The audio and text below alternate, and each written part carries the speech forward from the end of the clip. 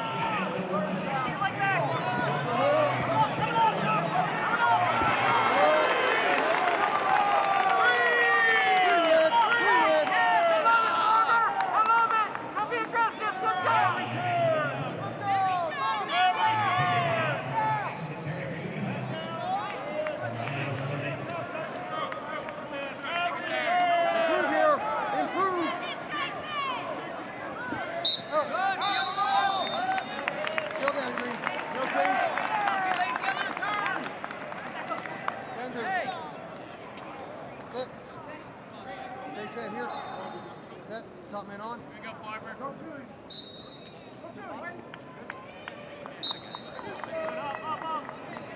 Improve. Hand out. Improve. One green. Hand the feet.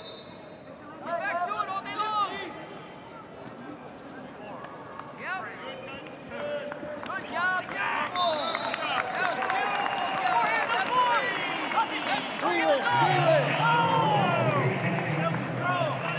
Red's in control. Red's in control. Smart here. What?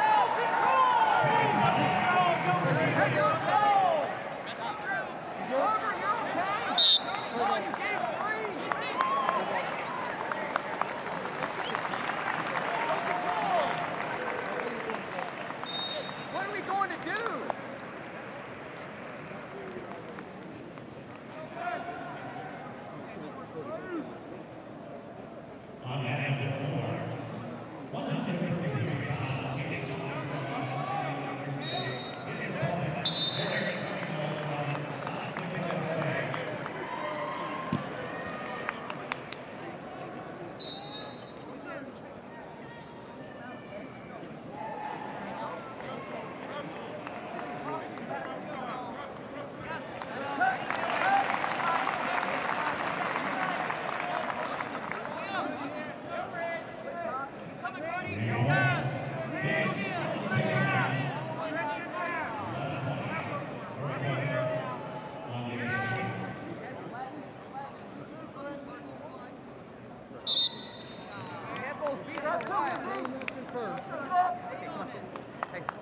Barber. Head up, keep your head up. Set. Wait, top. Set. Top. Yep, stay up. Got 1 minute. Yes, keep coming. Go green. Again. Get a flash.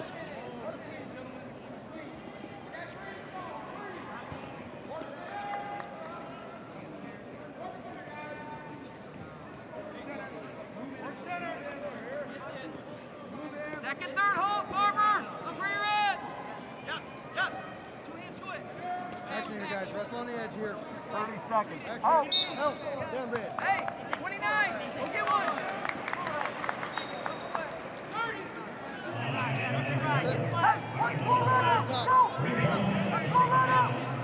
Sit. Stay sit. Top.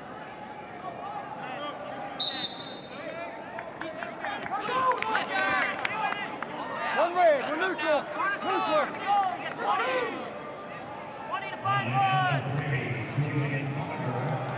Great work, Barber. Use those hands. Both hands are up right now.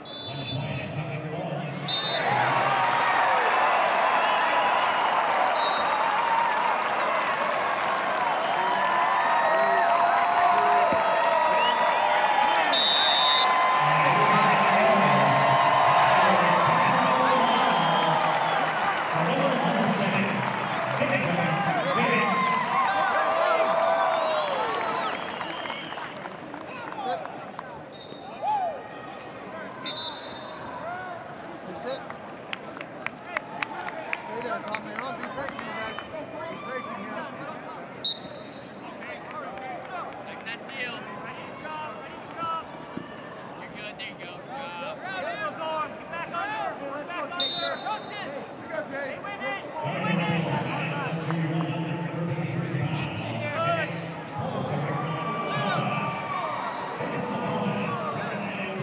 Good. Good. You gotta relax. Keep those hands moving.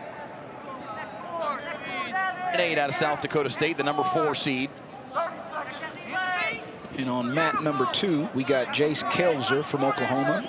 He's versing Evan Frost, which is the 2 seed from Iowa State, and is a tough freshman. He's had a really good season at 15-3. Kelzer right now is 13-10. Watch your foot. For Frost, his only loss to a Big 12 wrestler this year was to Dayton Fix. Right. Back on January the 27th, a fantastic debut for the Cyclone, ranked 7th in the national ranking. Yes. He's had a really good season, right? He's had a really good season, and especially as a redshirt freshman, getting used to this type of, I say daily grind, because that's what wrestling is. It is a daily grind. Down here on mat number 1, Mike, we got a tie score now, 7-7. Now, there's still riding time, but this is still only in the second period, so a lot of wrestling still to be done, man. Just inching your way. I'm telling you, these, and that's another thing. You asked me this question about the 3-point takedown. You're never out of a match. Yeah. Right? You are never out of a match now. I don't care if you're down by 6 or 7 points in the last period. You get a couple, you get a takedown and a turn, you're winning, or you get 2 takedowns and a ride, whatever the case may be. So that 3-point takedown, you're never out of a match, and you can come back and win. So don't think it's over until that last whistle blows. Meanwhile, Julian Farber just now with a 3-point takedown on mat 3, bottom left corner of your screen. So an 11-3 lead for him late in the second period. You mentioned the riding time for Strickenberger. Owens trying to work that down right now. And he's at 1:15. There's 15 seconds left on the clock. Takes him out of bounds. Good job by Owens, kind of understanding where he was at with Strickenberger. Strickenberger was trying to sprawl and circle back in, but Owens did a good job of taking him out and getting a fresh start with 10 seconds left in this second period. He could work that riding time back down under a minute before the end of the second period. Crucial situation right here for Frost, looking for a fall on mat number 2. Able to sprawl out of it. He went right back to that cradle. He's hunting that down, man. Kelzer's doing a good job of fighting that, kind of that hurdle position. 15 seconds left in the period as Kelzer continues to scramble away, but Frost. I got to give Kelzer credit there. That was a good job by him battling out of that, right? Frost nearly had him pinned. I like the way Frost transitioned and went right back to that cradle. And in all due respect, I like the way Kelzer defended that. Was in that little hurdle stretch position, was able to attack the top hand and peel it off. But some back points for Frost in a 7-0 lead late in that first period. Meanwhile, an escape from Strickenberger late in the second period, then another one here to start the third. Flip 7-7 to 9-7 in a blink. Think about that, right, Mike? The score was actually 7-7, 8-7 for Strickenberger. Owens almost had the riding time off. I think there was nothing but maybe 10 seconds left coming back when they went out of bounds. So that's a big game changer right now. Can Owens still win this match? Sure, right? 3-point takedown, you're in the lead. Right. Right? You know, I've talked about a lot doing some different commentating. Those last 10 to 15 seconds left of any match can really change that match, whether you give up a score or you don't give up a score. In that situation, Owens gave up 2 escapes, really. Right now he's down 9-7, and Strickenberger still has 55 seconds of riding time left. Yes, good work, Farmer. They got I don't know if they got a blood time or they. Oh, okay. I think. Okay. I saw Coach Flynn. I think the officials are going to review if Strickenberger had 3 on the side of that mat over there. I think that's what the review is, because he did get his arm out. Owens was sitting on his bottom, but I don't know if he had his hips controlled or not. So we'll kind of see what they're doing there on mat number 1. We'll keep you posted there. Derek Lark and Steve Wards to the table to take another look at what would be a very important 3 points. And let me tell you guys something. Mike Leslie did a heck of a job of getting these officials' name and their number of their jersey. So we right down to the wire at about 9:59 too. Yes.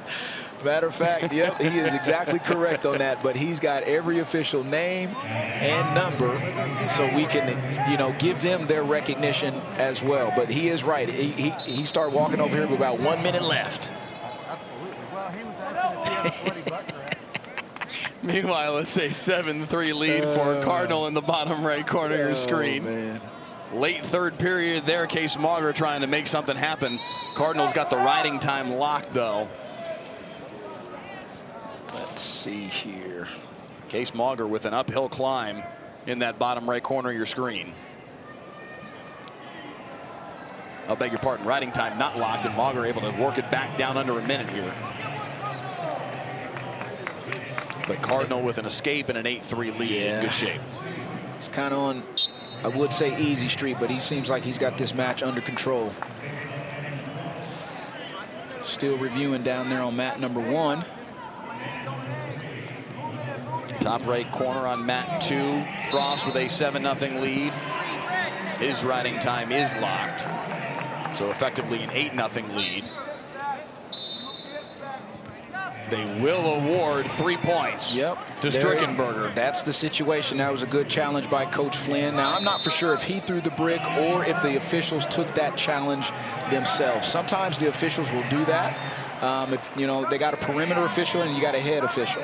So they'll have a conversation, and sometimes they will do the review on their own, but also sometimes that coach has to throw that brick out there. And sometimes the officials will give it back to the coach and say, hey, we're going to review that ourselves. That's on us. So an impressive stretch from Jet Strickenberger, the junior, from late in that second period through the third to take control of what was a 7-7 match. 12-8 now as Owens gets the escape, but a lot of work to be done in this final 52 seconds. You are correct. And we actually got the number 1 seed right here at 141 pounds on mat 3. That is Anthony Echemiendia from Iowa State, 16-4. He is facing Garrett Kuchin from Air Force with the 7-11. Right now, 6-1 is the score. Well, just an escape right there makes it 6-2. Echemiendia is active and he likes to score points in a hurry. Yep. Strickenberger with the fall down there. Man, how tides turn down there. Whew. Man. Complete control from Strickenberger, stolen away in that match. Man, good job by him. 125 is done, and on to the next round for those young men. 133 pounds, top right corner on mat 2. Frost and Kelzer an 8-0 lead in the third period. Oh, body lock right here on mat 3. This is, yeah, man. Echemendia with another takedown and a 9-2 advantage. And hunting back points. Echemendia has a Greco background. He won Fargo a few years back in freestyle and Greco. So once he got to that body lock position, you see how he lifted. And I think it might have been his left leg. He kind of split the legs, took his opponent to his back with that bear hug. 3 takedowns, 4 near fall, 13-2 is the score right here at the end of this first period. And this is what I was talking about with not only 3-point takedown, Mike, but the 4 near fall, right? The 2, 3, or 4 near fall in this position. I mean, within a blink of an eye, you got 7 points on the board. He's only a couple points away from a tech fall, and the first period's just ended. Anthony Echemendia, 16-4 on the year from Cuba. Wrestled in high school at Sunnyside High School, number 7 in the national rankings, and in complete control after 1 period in his first round match. Extremely tough, tough, tough young man.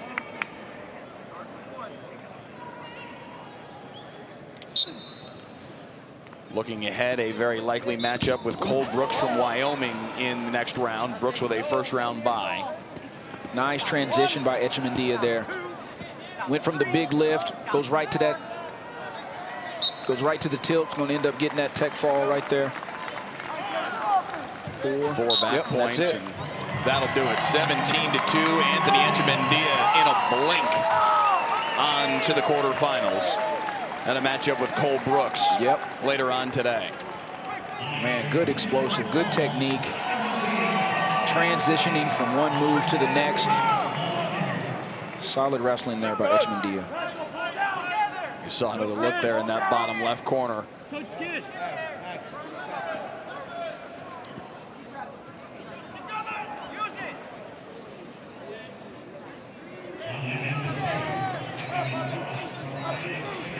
Top right corner at 133 pounds. Frost getting ready to move on to the second round, the number 2 seed.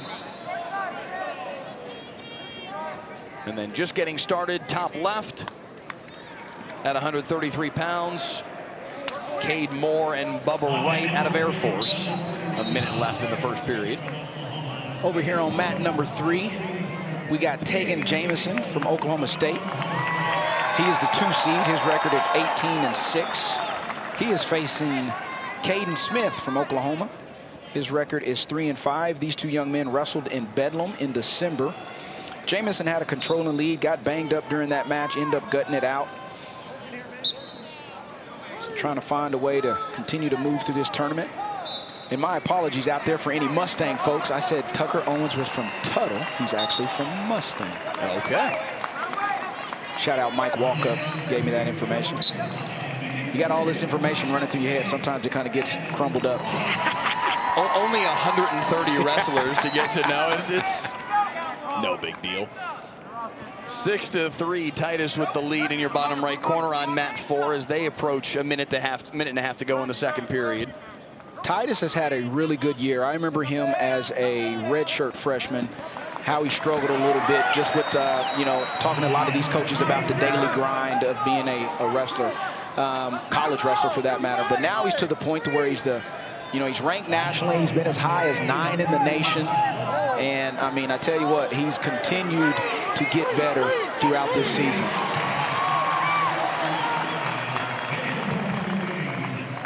And he's grown as a wrestler. Pretty sure he's probably even grown as a young man, too. And that's what you want to see. Tegan Jamison with an early takedown and a 3-0 lead on mat 3, bottom left corner. You can, if you'd like to, on ESPN Plus, pull up individual feeds of all 4 of these mats as well. So that is another option for your viewing pleasure. If you'd like to just call up one individual mat and watch your favorite wrestler square off. You see on the bottom of your screen the now next bar telling you what is coming up on each respective mat as we get into 149 pounds here in the not too distant future. Yep. Just moving right along, one after another, right? Smith with the escape makes the score 3-0, or 3-1, sorry.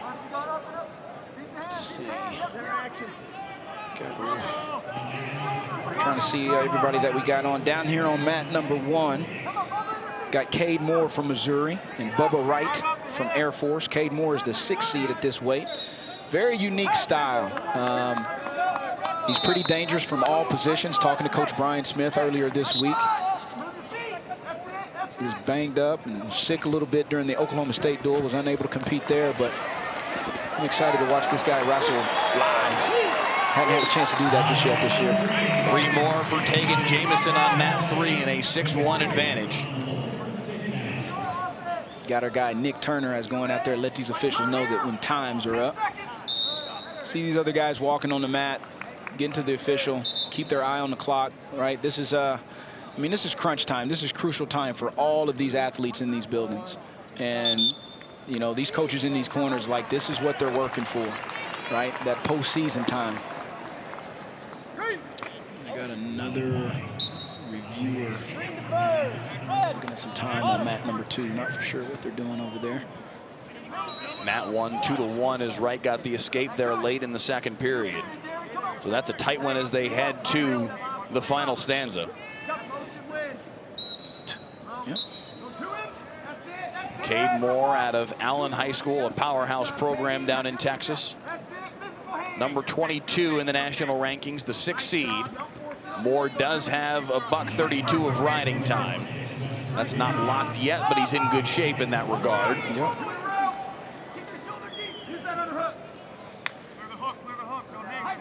Some green.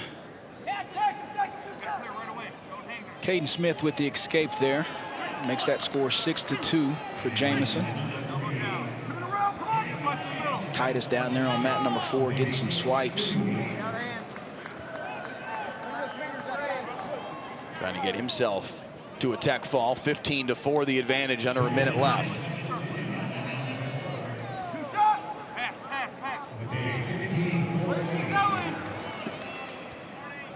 Moore and Wright down to a minute left in the third in a 2-1 match. Jamison with another takedown. You know, talking to Coach Smith this Moore week, with a takedown and now a 5-1 advantage. You know, Mike, and you were on these calls as well, you know, talking to Coach Smith and kind of going through the lineup. That was one of the things he asked or wanted to see from Jamison is, you know, be aggressive, get to his double leg, get to his attacks. Pretty much that was kind of the theme for all the coaches that we talked to, really, right? Get to your attacks, wrestle in your positions, wrestle where you're comfortable at. And 3 more for Cade Moore, quickly taking control in this third period. And preparing to move on at 133 pounds.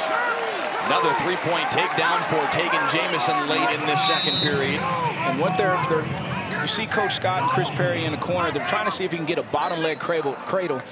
Smith did a really good job of crawling forward. When you're in that position and you feel that bottom leg being trapped, you got to crawl forward a little bit. You want to try to keep them below the knee if possible. Oh, Jamison went right to a turn. We talked about it earlier, right? Short time wrestling, right? That score was 12-3 with probably, I don't know, 4 or 5 seconds left in the period. And he ends up getting that tilt. Now it's 15-3. A chance for Jamison to add another tech fall to the list for Oklahoma State with a couple points here in this final period. Cade Moore moving on, 3 third-period takedowns for an 11-3 win in what was a very tight match to start off the final frame. And he moves on at 141 pounds to the quarterfinals. You know, and one of the big dogs that's not here at 141 pounds, the returning national champ, Andrew Alirez from Northern Colorado, is taking an Olympic red shirt here, trying to represent the United States in the 2024 Pairs Games. David Jamison with the tech fall. And once again, that was one of the things Coach Smith was talking about. Get to your offense, right? They were talking about this guy, those guys' week of training and everything. And like I said, it was a common theme from every coach that we had the pleasure of talking to. Our first 149-pound match of the morning. Logan Joffrey of Mizzou and Benji Alanis out of Northern Colorado in mat 4, bottom right corner of your screen. And this is one thing that Coach Smith was talking about. Joffrey's been banged up a little bit. Obviously, you see the wrap he has on his shoulder out there. So, meanwhile, on mat 3, another 149-pound match just getting underway. The 3 seed, Ty Waters and Joe Furnow out of Air Force.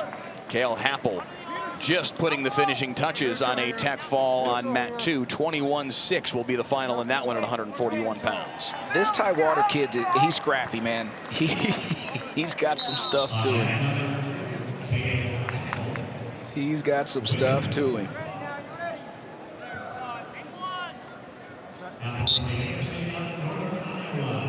Our final 141-pound match of the morning here in this preliminary round. Drury and Drexler on the top left corner of your screen on mat 1.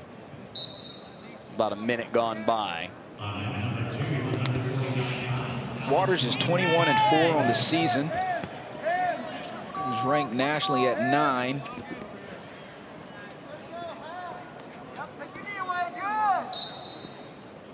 In on that singles, trying to look to get height there. Waters, a true freshman. His only losses this year came against nationally ranked wrestlers. Caleb Henson, Willie McDougald, Casey Swiderski. His only 3 losses this year.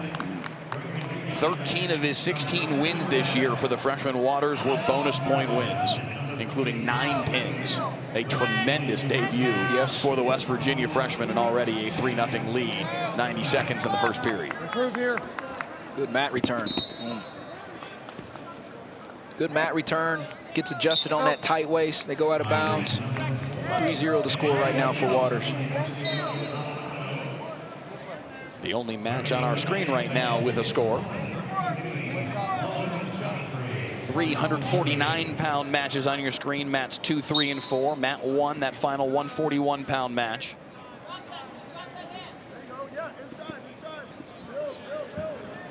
We appreciate everybody out there getting a chance to stream us and listen to Mike and I's, I would say beautiful voice, but I'm not going to go that far, at least for myself. Mike, you may take that credit, but I don't think I'm going to. The dulcet tones of Hardell Moore blessing your Saturday morning. Watch out, man. I'm just trying to bring a little sunshine to your life.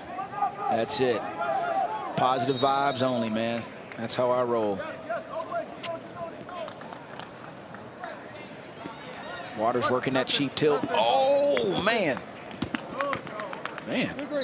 Had himself in danger there against Furnow. Nice A standing 2-point reversal from Furnow.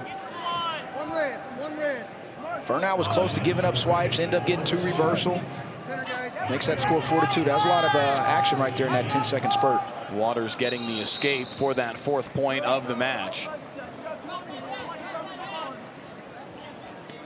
And like I said, watching Waters wrestle, he's extremely good in the scrambles.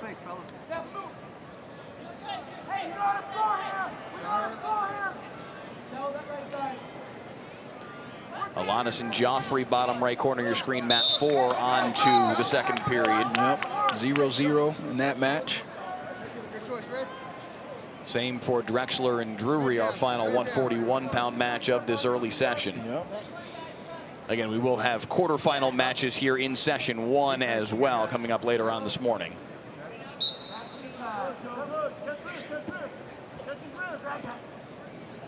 Got a stoppage down here on 4. They're looking at something.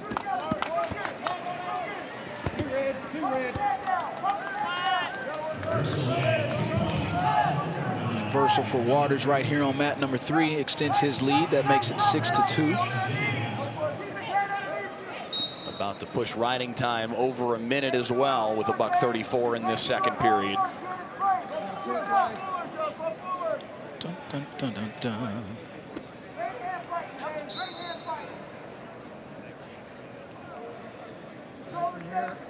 Riding time of over a minute for Drury, top left corner of your screen on mat 1. The only thing in the vicinity of points in that match. Still scoreless officially.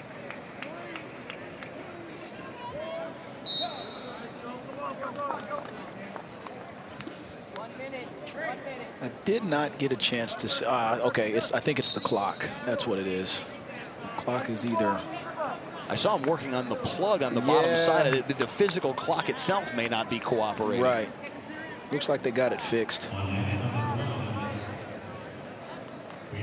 That Drury-Drexler match winner moves on to face Tegan Jamison in the quarterfinals. The final quarterfinal spot yet to be determined. Echemendia with a tech fall to move on. He'll face Cole Brooks. Clay Carlson had a bye. He'll face Jordan Titus. Meanwhile, bottom half of the bracket, Cale Happel sets up a quarterfinal matchup with Josh Edmond, who had a bye. And Jamison awaits the winner of Drury and Drexler. 19 seconds in that second period. Drury riding Drexler for this entire second period, up to $1:41 in riding time. We've got a pretty good match right here on mat number 2 as well, with Alec Martin from South Dakota State. He's the 5 seed. And Dane Morton from Cal Baptist, which came into this tournament unseeded. Right now, that scores 1-0 for Martin. Riding time's not a factor. Morton was in on a shot, was unable to finish, called the stalemate, back up on their feet here at 149 pounds at this Big 12 Conference Wrestling Tournament. Drury with 2 minutes of riding time and 2 minutes on that third period clock, as now he'll go on bottom. Drexler is going to have to work that riding time down under a minute at the very least. He's got his work cut out, that's for sure. Drury able to ride Drexler for the entire third period.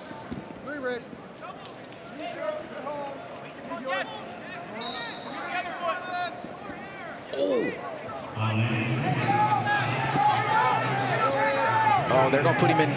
Oh, nothing. Got a scramble going on down here on 4. Alanis and Joffrey. Man, you grab my leg, let me grab yours. Final 30 seconds of this second period. You've talked about the importance of being able to score late in the period. Yep. Who can win this scramble? Joffrey's got a real good grip on that ankle. Yeah, that was some good stuff right there. He almost had him in danger there. Joffrey almost had Alanis right there in danger.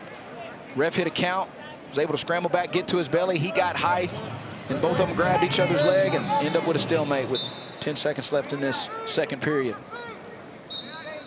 Drexler and Drury, top left corner of your screen, still officially scoreless. Drexler holding on for dear life, trying to avoid giving up the 1-point escape that might determine the match. Right. And there it is, the 1-point escape for Drury, and now Drexler's got to go get a takedown. And that's big, right? Because now that makes the score officially 2-0. His riding time is 1:11. So he's got to go. He's got to go hustle and go get a takedown. Waters looking for a fall here. Waters has got Furnow's back, inching closer to that mat. Oh no. 4-point near fall and a 17-3 lead, and that will be the final as that third period winds to a close. 18-3 with the riding time, and a tech fall for Ty Waters as he moves on to the quarterfinals. It's a good match by Waters there. Waters, the 3 seed. He'll face the winner of Allard and Peterson coming up here shortly. 30 seconds left for Drexler to try and make something happen in that final 141-pound match of the morning. Drury, the 7 seed. That 1-point escape, all that separates the two of them. Riding time about to lock.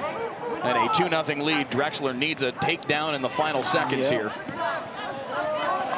That's our only 141-pound match going.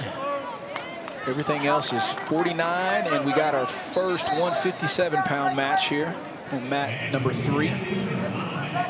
Mat return to end it. Drury will move on, taking down Drexler in a very tight match. Yes, sir. The 7 seed sets up a matchup with Tegan Jamison in the quarterfinals.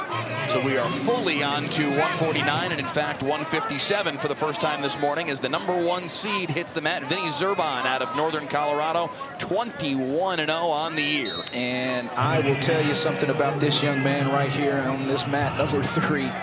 He is he's crafty, man. He's got a unique style, and as you watch him wrestle, you'll see what I'm talking about.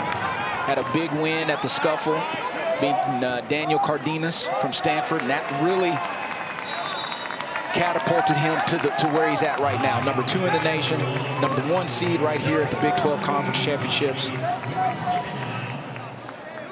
Zurban had a fantastic finish to last year. Finished 7th here at the Big 12 Championships, but made the NCAA tournament as an at-large berth. Won the 32-33 match, the pigtail, but then won 3 straight matches in the wrestlebacks. Lost in the blood round. Really strong finish to the year, and he's just turned that into now. He hasn't lost this year. He used that as momentum, right? Yeah. He used that and is, you know, putting that into this year. And almost, if you think about it, Mike, we talked about Poulin. Poulin was in the same boat. Got beat out in the blood round. Got beat out. You know, Zurban got beat out in the blood round. So they're using that as motivation, and obviously it's showing for both of them during this season. Coach Nickerson has done a really, really good job with this University of Northern Colorado. Had him a national champ last year, like I mentioned earlier, with the Lirez. You got these 2 guys right here that are nationally ranked with Poulin and Zurban. Zurban with the 3-0 lead here, minute 26 in the first period. McDougal and Emmer at 149, top left corner of your screen. McDougal, the 2 seed out of Oklahoma.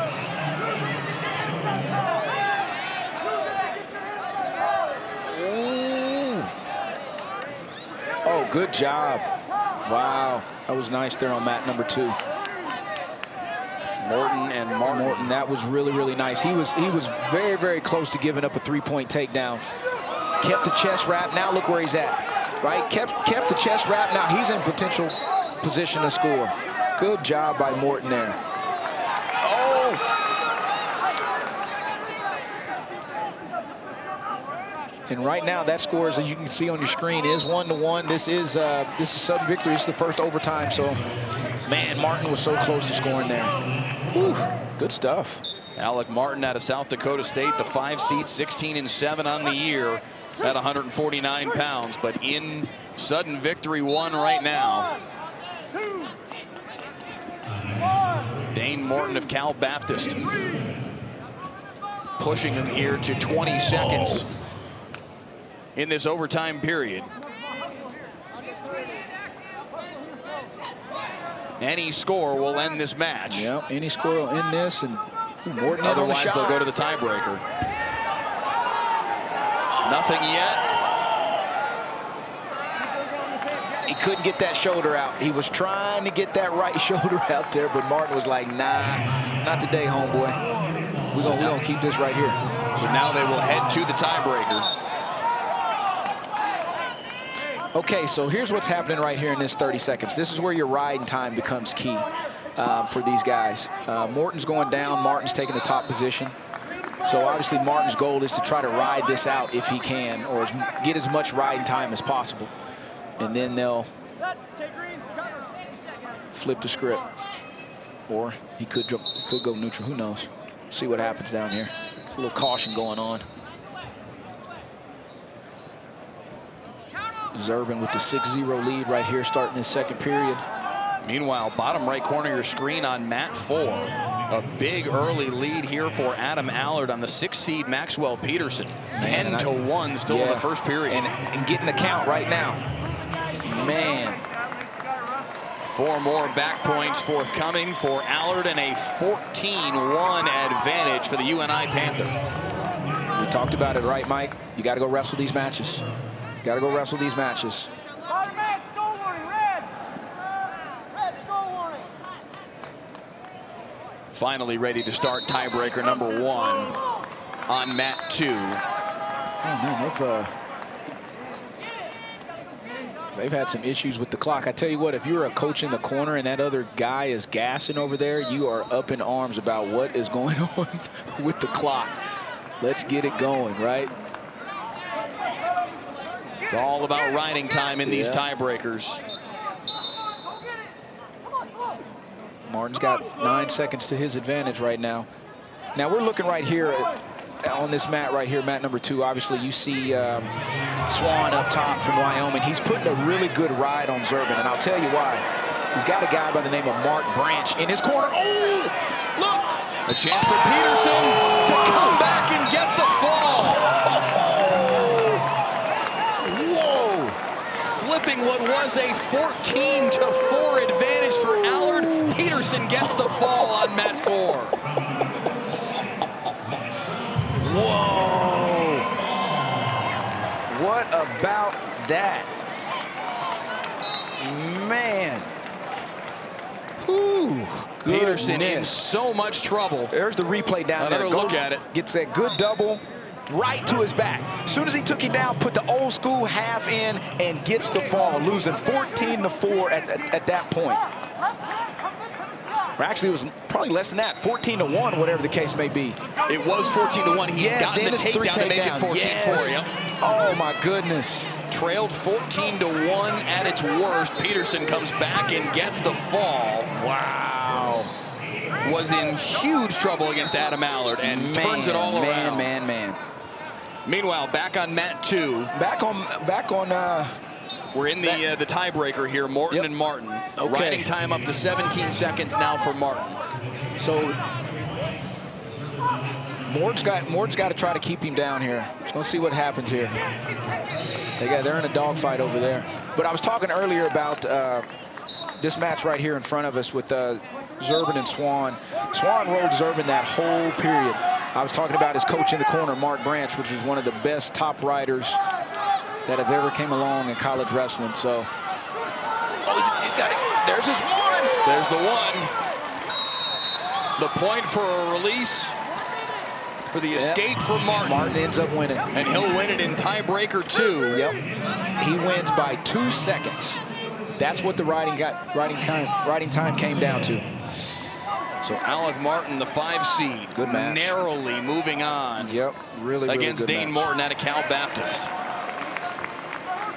Man, I'm still this match down here. Ooh, 14-1. Holy moly! Unbelievable. Double leg and went to the. I talking about that match. Tell some of these kids that the easiest time to put somebody to their back is when you take them down.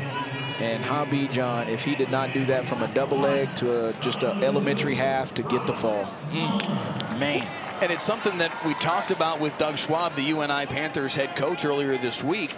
And he said, listen, this team title is going to come down to, can you pull an upset or two, early, especially in these early rounds. Right. Adam Allard was in position to do exactly that. Yes. And Peterson's able to flip it on him and steal those points away.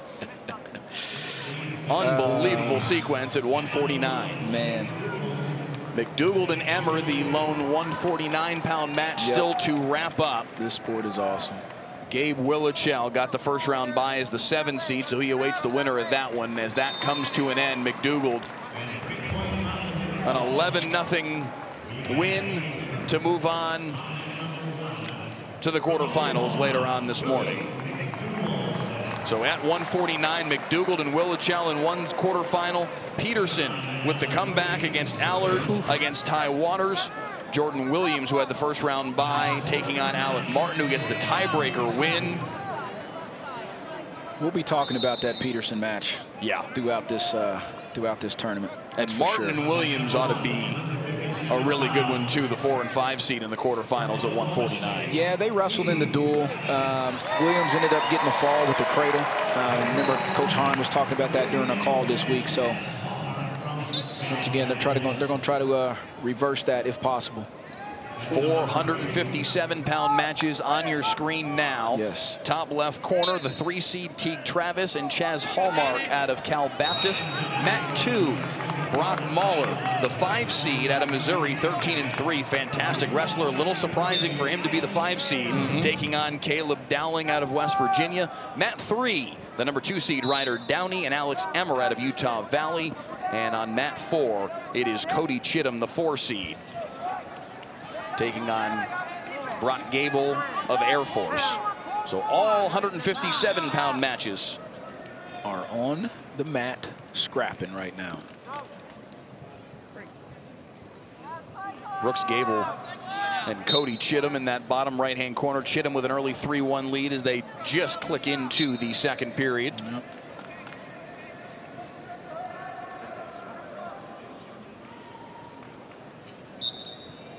Got a little blood time here on mat number 2. Getting them cleaned up.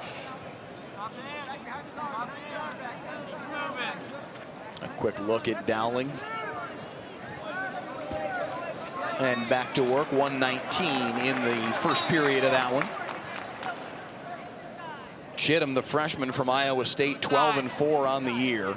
His only Big 12 loss came to the 2-seed Ryder Downey. You know, and that loss was in the last like 5 to 7 seconds. Actually, Chittum was winning. Downey ended up turning him right there at the end to take that match. Good match. And that was one of the things Coach Schwab was talking about when actually you and I came and do at Oklahoma State, is that Downey is he's sneaky on top. He's really good in the top position. He's got a nice turn there, and that's exactly what he caught Chittum in at the end of that match when they wrestled. Chittum with a couple of takedowns here. Now a 7-1 advantage.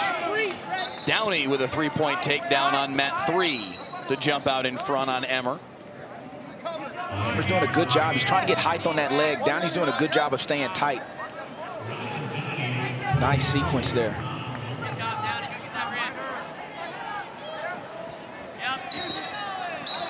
Downey working in on that wrist. This is where he's good, right here. Right in that position. That's his tilt. That's his move right there. All day, every day. Swipes and 4 back points for Ryder Downey, the 2-seed.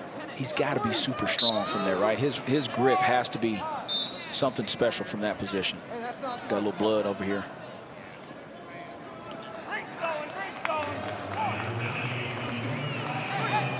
Chittum with another takedown there. And an 8-2, excuse me, 11-2 advantage on Mat 4, bottom right corner of your screen. The escape for Gable. Chittum's just going to start racking them up right now. Right back to work he goes, and another takedown and a 14-3 advantage. Again, these early round bonus point wins can be so valuable in the overall team totals. Yes, they can. The current team standings you see rolling through on your screen, obviously still very, very early on here, but right. They will start to rack up, and the more bonus points you can tack on there. Northern Iowa, South Dakota State, the other two, I would say, sleeper teams that could climb their way into that conversation. There's 3 pretty clear favorites. Iowa State and Oklahoma State look to be just about a dead heat for the team title, and then you've got Missouri, just a hair behind. Missouri, 12 consecutive conference championships, so they know a thing or two about getting that done. Yes, they do, and they are the defending Big 12 champions. Watch Downing again. He's going to get right back to that tilt. Man, just elevates that far leg. Stays tight in there. Got that knee to the ceiling. 4 more swipes. An 11-0 lead for Ryder Downey as the opening period comes to a close. Yep. In complete control. Chittum working Gable on Mat 4, bottom right corner. And there it is, 21-14, 4 more swipes, and a tech fall for Cody Chittum. Putting the points on the board. Putting them on the board.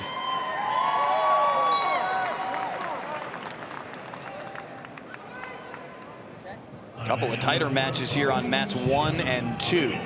Travis and Hallmark in a 1-0 match. Travis with that advantage under a minute in the second period. 1-0 for Brock Mahler, leading Caleb Dowling. Waning seconds of the second period.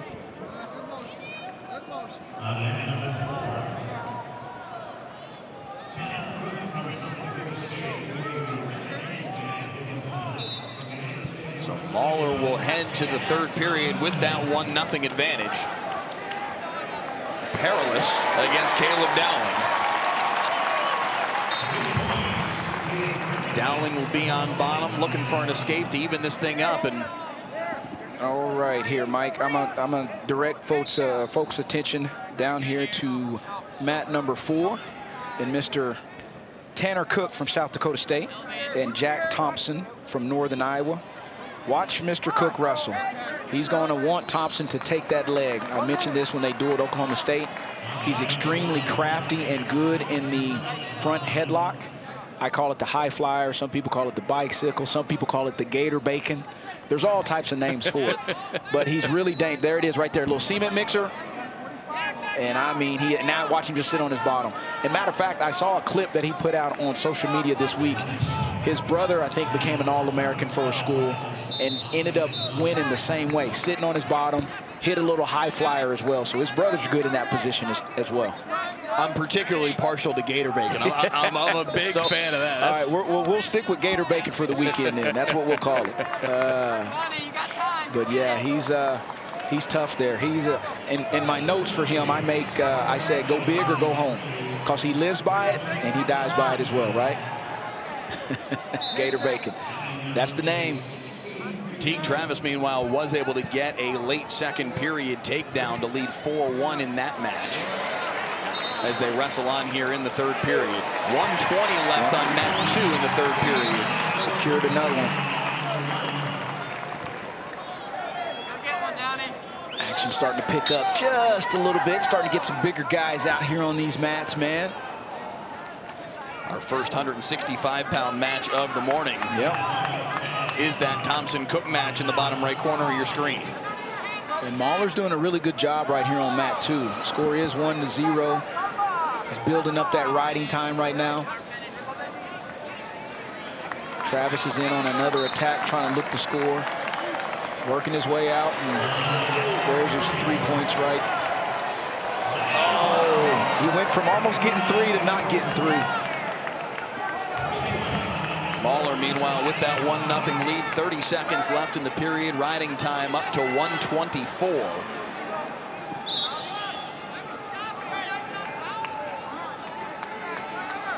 Brock Mahler with riding time locked. Dowling's got to do a lot of work here in these final 20 seconds. Yes, he does.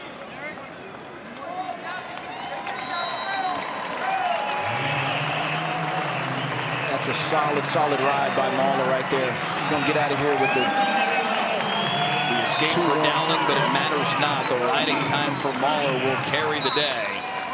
And Brock Mahler out of Missouri, an All-American a year ago, on to the second round. Yes, sir. He'll face Cody Chittum in what should be a very entertaining quarterfinal match.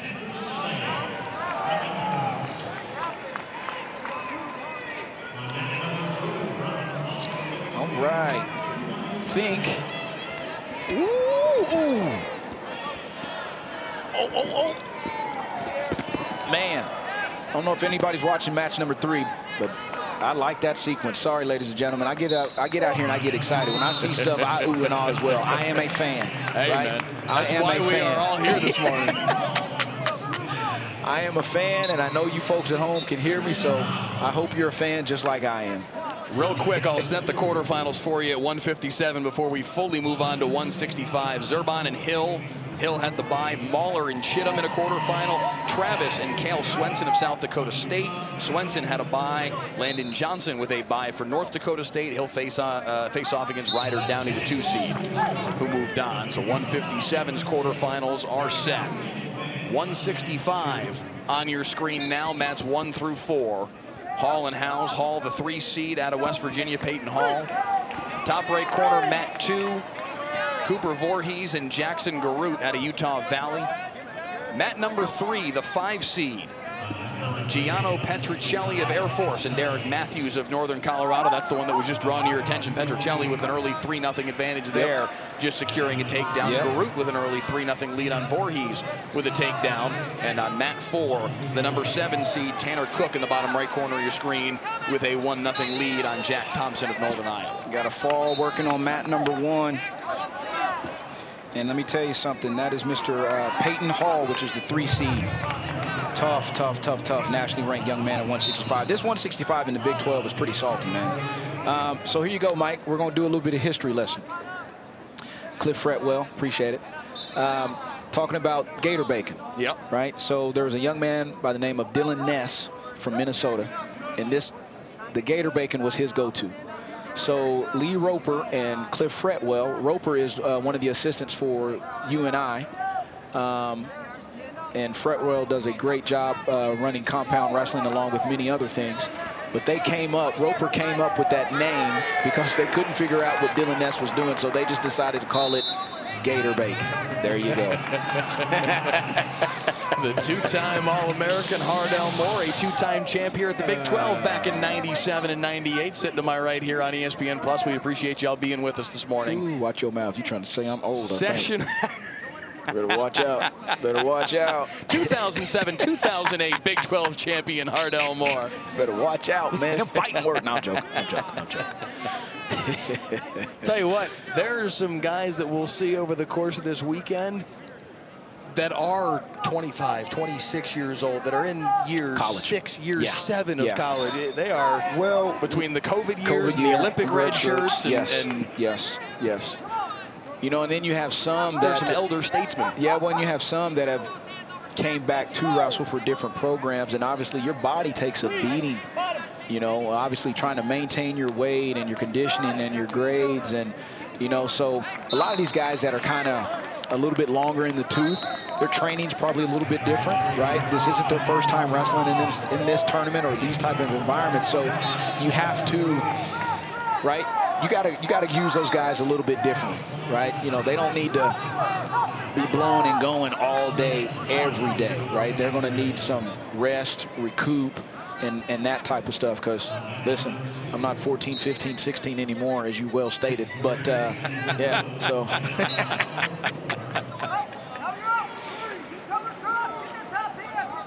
A 7-0 lead, top left corner of your screen. Now 9-0 for Peyton Hall out of West Virginia, 9-1. As Howes finally gets on the board. 4-4 on the top right corner. Cooper Voorhees and Jackson Guru on mat 2. That was that situation right there. Once again, Gator Bacon. That's what Cook was looking for. I said he lives by it, he dies by it. And on mat 4. Yep. That time he ended up getting caught in it. Now a 6-2 lead for Thompson. A minute left in that third period. Thompson and UNI looking for an upset here.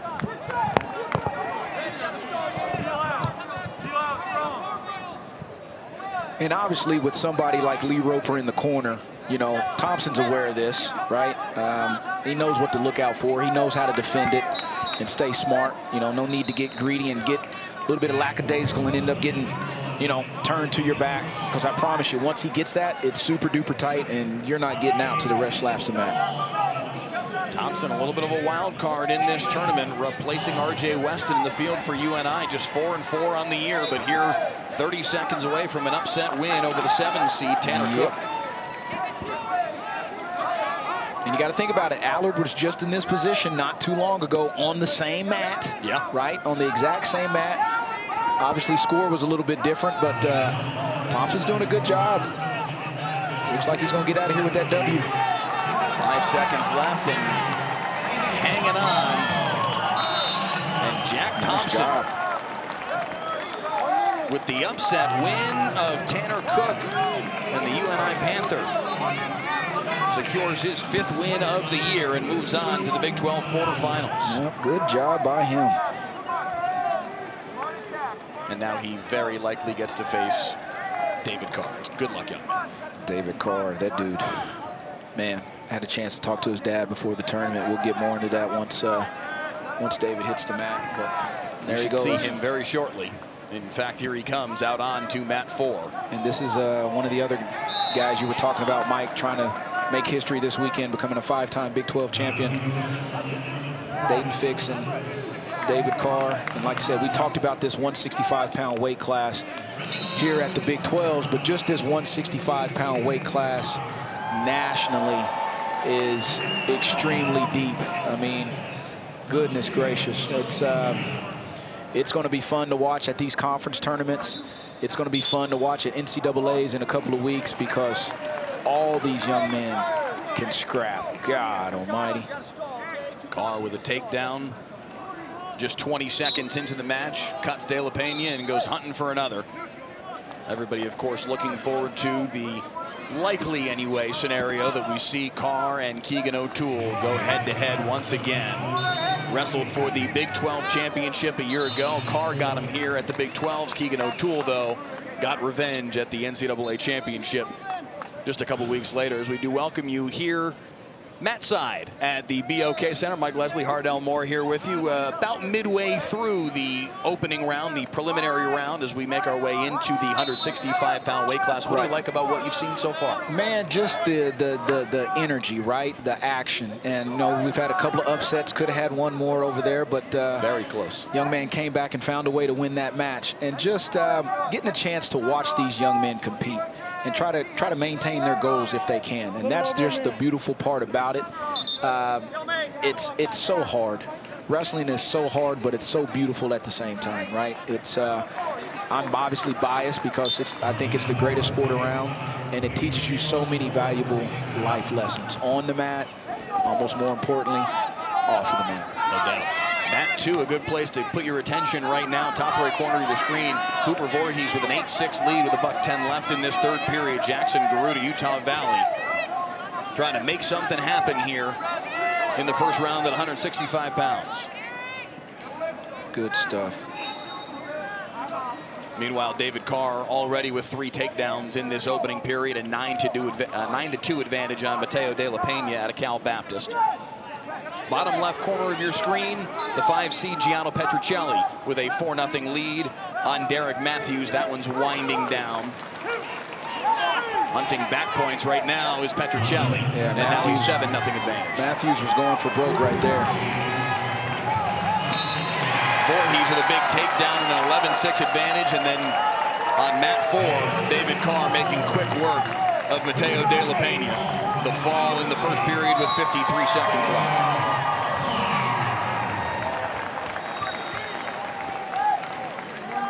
Voorhees with a third period takedown, 11-7 now the advantage as time winds down.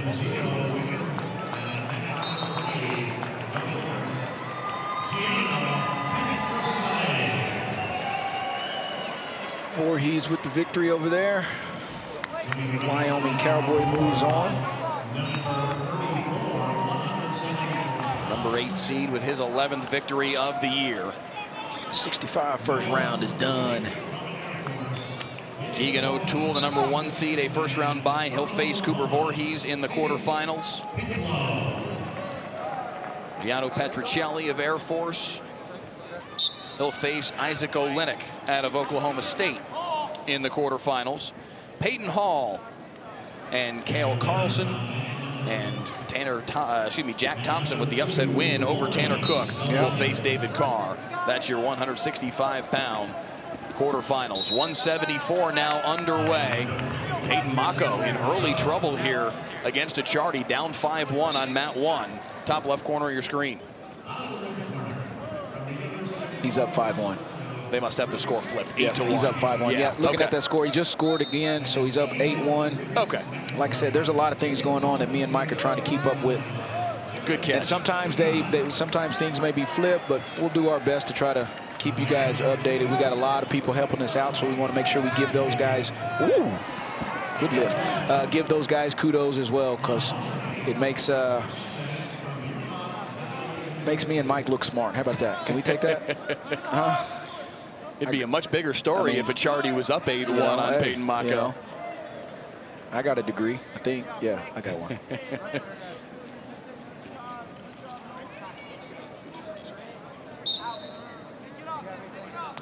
Right here, got the 74-pounders on the mat right now.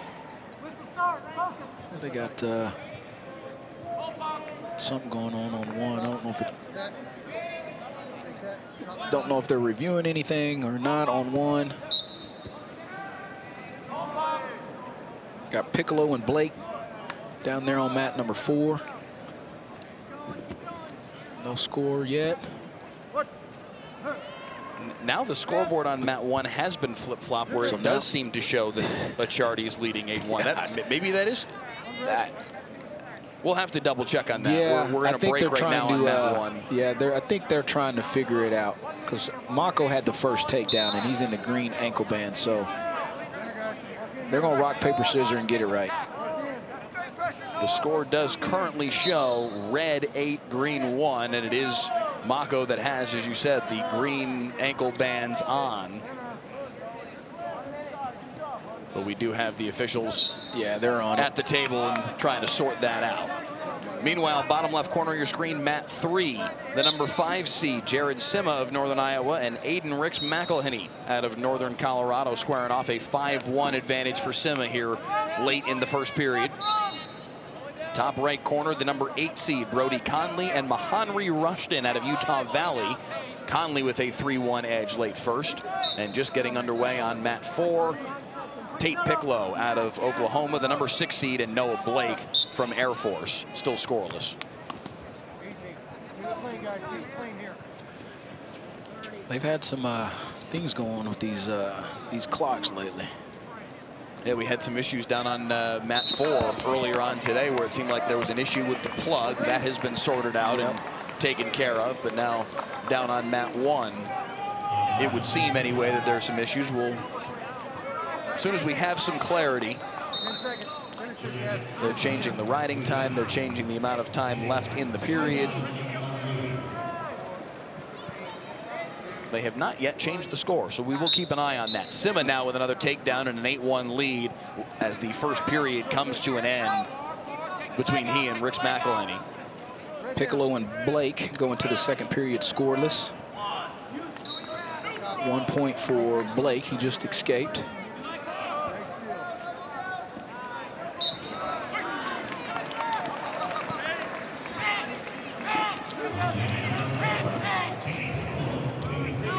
Sima's working really hard on top, man. That dude's been working up there. Check this out on mat 1. Oh, they're going to have bands. the 2 wrestlers switch the bands because they can't seem to make the clock cooperate. I think, I don't know if they were able to maybe switch their names, because you can do that. So, got a problem? Find a solution. There's your solution. They did also change the score to 5-1, so it's 5-1 Mako with the advantage. Well, hold on. Wait a minute. Wait, now they did just That's not right. score. Yeah, you hear the crowd. There we go. Missouri fans are like, now wait a minute, dude. Hold on.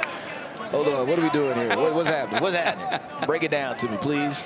Achardi was ready to take the ankle bands off again and flip them like, back. Wait a minute. Yeah. So 5-1 Peyton Mako. There we go. Out of Missouri. The All-American a year ago, finishing 8th at the NCAA's. Runner-up at the Big 12 championship. Yeah. Not in an 8-1 or 5-1 hole, but rather leading that match. And Mako with another takedown. That'll make the score 8-1 for now him. It is 8-1. Yeah. 8-2 in favor of Jared Sima late in the second period. A stoppage on mat 4. Yep. Piccolo with a 3-2 edge. Yep. Just got a takedown. Blake came right back with an escape.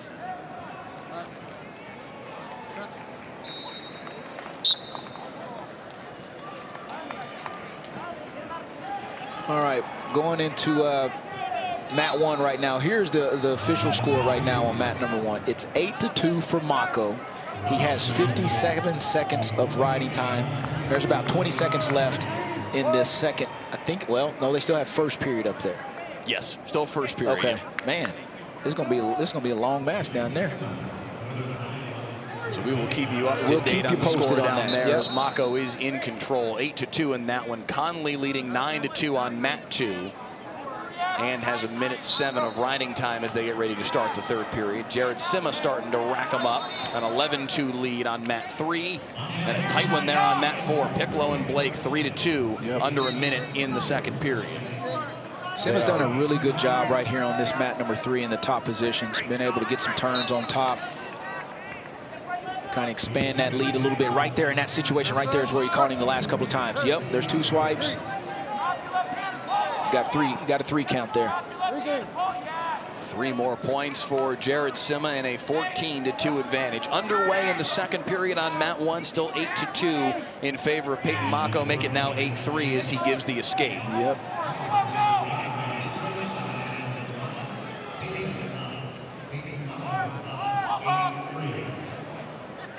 Oh, see if he can get him in danger down there. See if he's going to put him in danger. Oh, almost. Almost had a danger call and swipes. And now 11-3 in favor of Peyton Mako.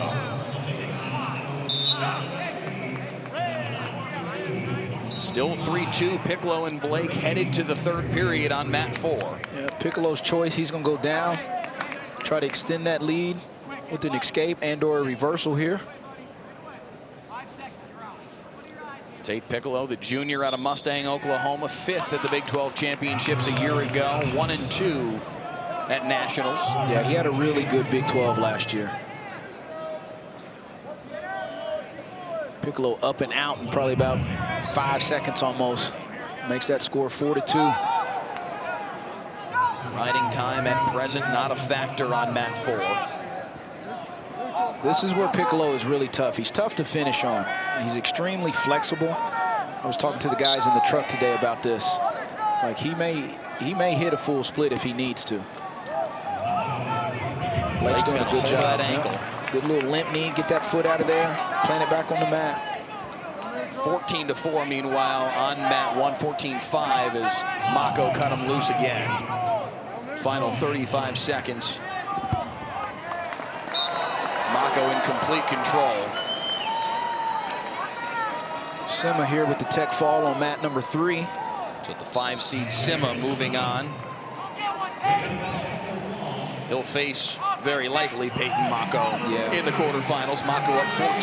You know, if he gets past Short from Wyoming, he'll have Gayton from Iowa State later on this afternoon.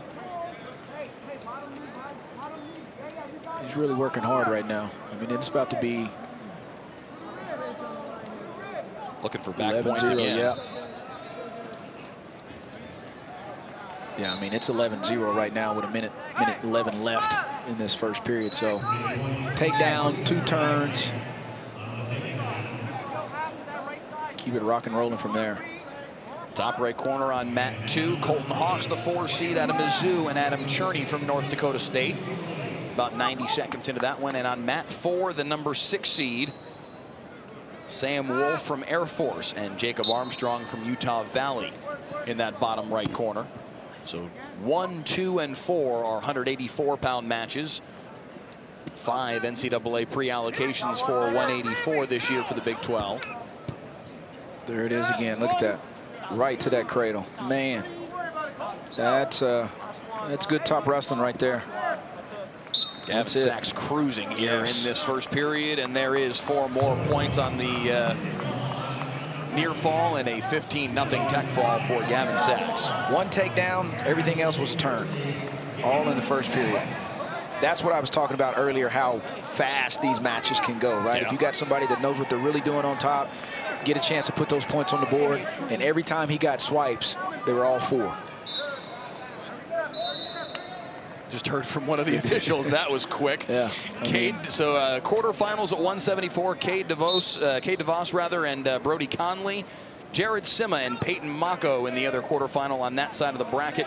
Braden Thompson and Tate Piccolo in a little bedlam action. Yep. And then Gavin Sachs and MJ Guyton out of Iowa State in the other quarterfinal. Now fully on to 184. 184 and a little bit of mixture of 197 right here as well on mat 3 with the man Tanner Sloan from South Dakota State University. Record is 18-1. He's the number 1 seed in this bracket, and is just he was the runner-up last year at 197 pounds, going into his last Big 12 tournament, and is just a solid dude, man. He will grind a match out. He's tough on top. Talking to his coaches, he's got one of those super good grips.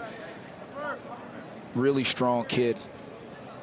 Solid basic fundamentals too. Sloan and Rocky Elam, a similar story to Keegan O'Toole and David Carr. Elam got Sloan in the Big 12 championship in the finals, but then Sloan got revenge on Elam in the national semifinals. Yep. It's wrestling, man. Like I said, that's why you got to treat every match as different. Every match is different. Don't just think because you beat me once, twice, 3 times 10 that you're going to beat me in 11. I may get one in. I may be 1-11 against you, but I'm gonna get it done. Tanner Sloan, the runner-up at the Big 12s, the runner-up and at the NCAA tournament.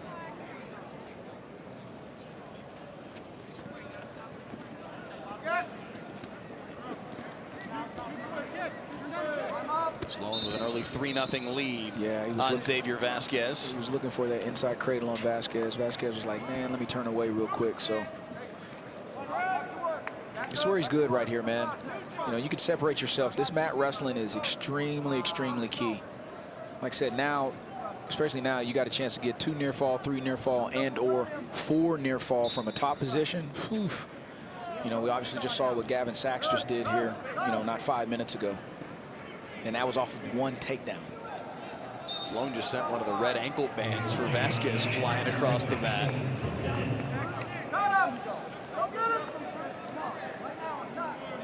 4-1 the advantage late second period for Ethan Duca on Branson Britton.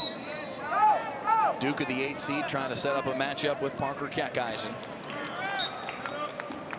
What do you think the mentality is for one of these guys when they see the bracket pop up and, oh, hey, if I win my first round match, I get Parker in the second round? Go wrestle, right? I mean, that's the way you got to look at it. You don't want to look at it any other way. You still got to go compete and go wrestle. And trust me, that's what these coaches are telling them, right? Yeah, you know Keckeisen's resume, you know who he is, so on and so forth. Like I always try to tell my, don't wrestle the name, right? Don't wrestle the name. You go out there and wrestle, worry about your performance, see what happens. And if he does beat you, he beats you, right? But you know, I got you at this university not to back down from anybody, wherever it's at. Amen. Amen, right? Top right corner of your screen, Mat 2. Colton Hawks with a 6-2 advantage on Adam Cherney out of North Dakota State.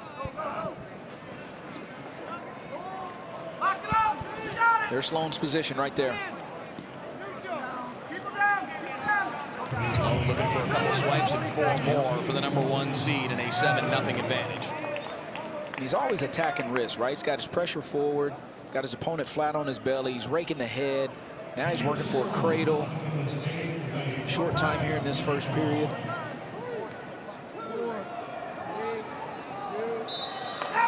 Sam Wolf of Air Force with a 10-1 advantage right now on Jacob Armstrong. Bottom right corner of your screen on Mat 4 at 184 pounds. Hawks with a 9-2 lead right here on Mat 2. Minute 53 ride time going into the third period.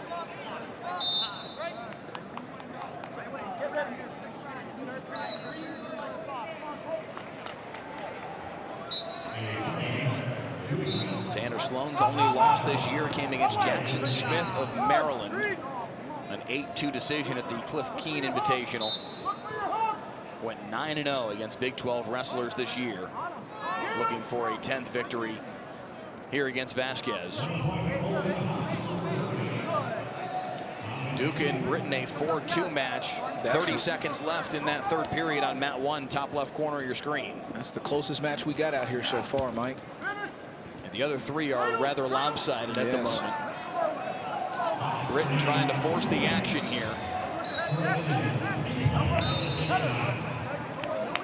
3 more points for Colton Hawks, top right corner of your screen.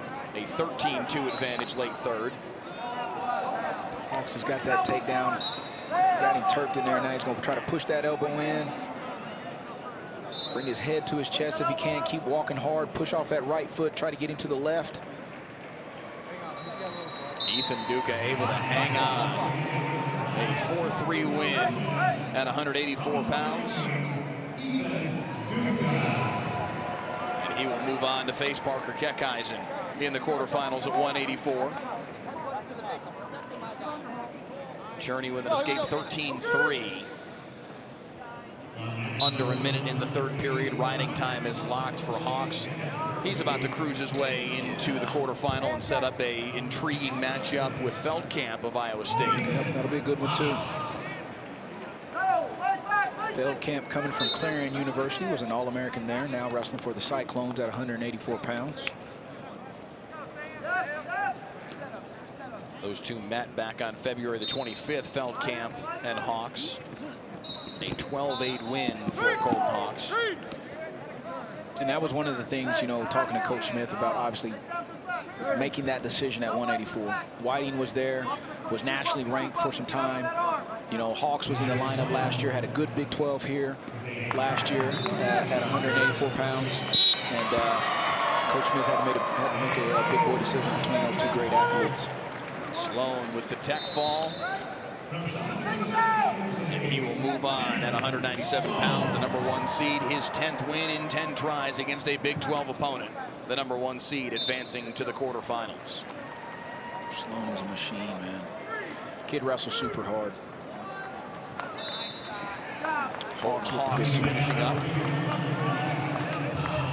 So it's Hawks and Feldkamp, Keckeisen and Duca, the 2 quarterfinals on the top half of the bracket at 184.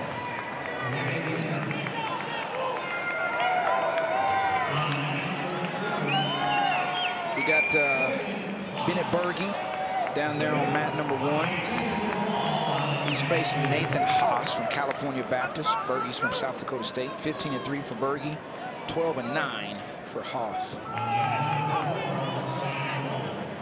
A reminder, if you're a big fan of Bennett Berge or Nathan Haas, you can call up that Mat 1 feed and isolate it on ESPN+. You can do that with any of these 4 Mat feeds.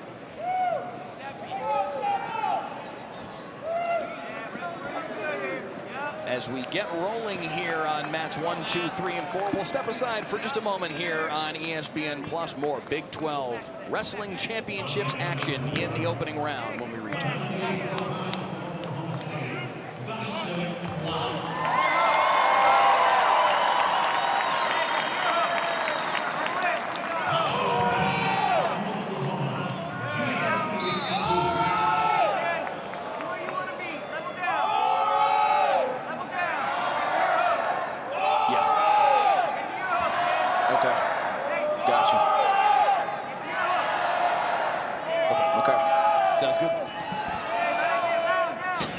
Thanks.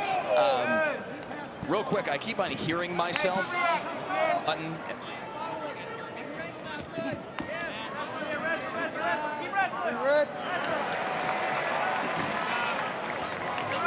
Sorry.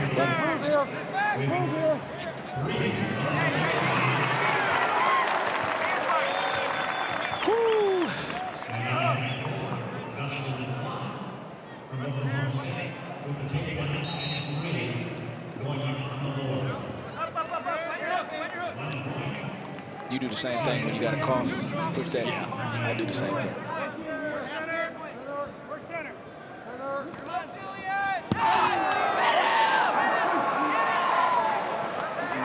Got a fall right here.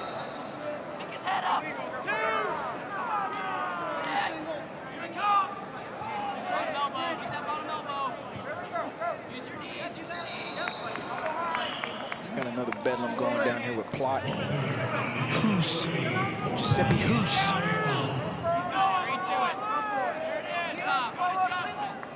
Okay.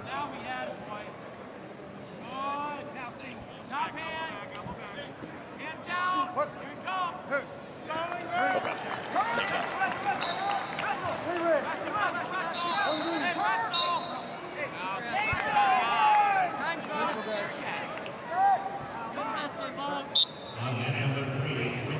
So this is Volker and Sheeran here. Yeah, Volker, Sheeran here. What's up? Plot and Hoos down there. Hey, dude. Am I doing all right? Look at you. Look at you, boy, huh? Who are you? Huh? Who are you, dude? Huh? Shoot. There was one point where you started laughing at me. I think it was when I mentioned the pigtail and I mentioned the blood round, and you're like, yeah, dog, yeah. That's wrestling talk right there. Hey, we ain't talking about a 3-2 zone right now. Post up for the 3. Let's welcome you back here on the Big 12 now on ESPN+. Already Wyatt Volker in firm control on that 3 bottom left corner of the screen. Looking for a top one. Looking first and a on that 4. Dustin Clark taking down Giuseppe Hoos. Bringing you back just in time to see that one come to an end. Some fireworks. His 25th win of the year to move on to the quarterfinals where he'll face Dennis Robin out of West Virginia.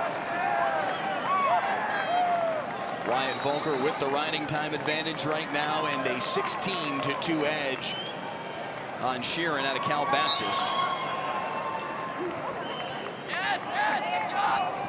Berge down there in a 3-1 match right now with the lead. Big fall right there by Dustin Plott for the Cowboys. Like Mike said, there's going to be some fireworks. There'll be some fireworks this next round. There'll be some fireworks this evening. Volker finishes off the tech fall. Okay, so we got an interesting thing going down here on mat number 1, ladies and gentlemen. Haas looking for an upset. Yep. I mean, obviously, there's still a lot of wrestling left, but he has the advantage he now has the with the advantage takedown. right now. Yep. You guys see down here on this bottom ticker that we got, letting you know who we have on the mat. right? They'll also put the team scores down there. You see where it says current team standings. You'll have who's on the mat, who's up next. That way, if there's somebody that you're looking to watch wrestle, you'll automatically know what mat they are on. As you see there, Calvin's son, Joey Novak, coming up shortly. You'll see that continue to roll through.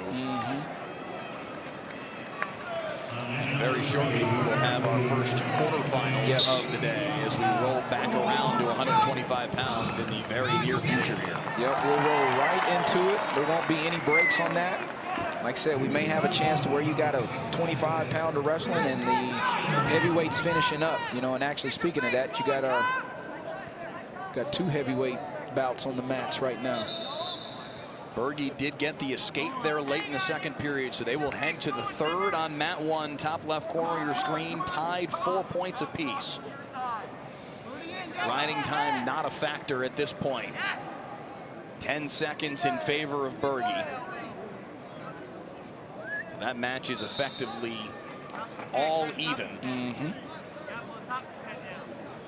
Nathan Haas of Cal Baptist, 12-9 on the year, looking to take down the number 3 seed at 184 pounds. Yep. So right now, like Mike said, we got 184 on the mat, 197 on the mat, and 2 heavyweight matches going right now.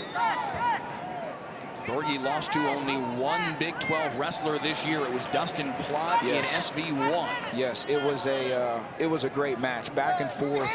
Berge really controlled the first part of the match. Plott was able to secure a takedown late to take it into overtime, and ended up getting the takedown in overtime to secure the victory. Berge with a hold on that ankle. Yep, they've awarded 3 points there. That was a nice re-attack by Berge there. Yeah, they're going to challenge advantage that. for Bennett Berge, but a brick out on the mat. And a challenge forthcoming here from Nathan Haas and his Cal Baptist coaching staff. Yeah, Coach Derek Moore did a good job with that challenge, so they're going to have to go back and review that, obviously, and we'll see what happens with that call. So a review of the takedown on mat 1 for Bennett Berge that would make a significant impact with a $1:12 left in that third period. Yep. Meanwhile, an early takedown here on mat 2.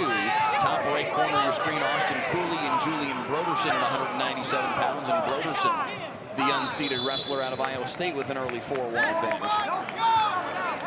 Look here on mat 1, top left corner of the replay. So this is what they're challenging. This is what Cal Baptist is challenging, right? He's sitting on his hip there, tries to rolling through. Haas tries rolling through, comes back up. Now, Berge does have that bottom leg. That's going to be a close one. I like the challenge, so kind of see what happens there. Now, he eventually ended up scoring his 2 points, but I understand why Coach Moore from Cal Baptist doing that challenge, but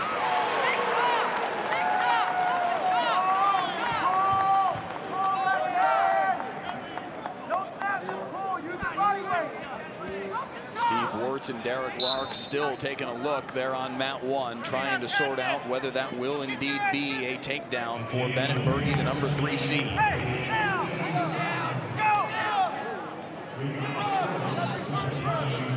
Mat 2, Broderson a couple seconds away here with the riding time advantage as well, and he's going to be able to hang on. Julian Broderson with the win against Austin Cooley, and Iowa State's got themselves a first-round upset as Broderson moves on to the quarterfinals where he'll face Tanner Sloan. Broderson was never in any trouble there, right? Controlled that whole match over Cooley. Ends up getting a big win for the Cyclones. Put more points on the board on the team score.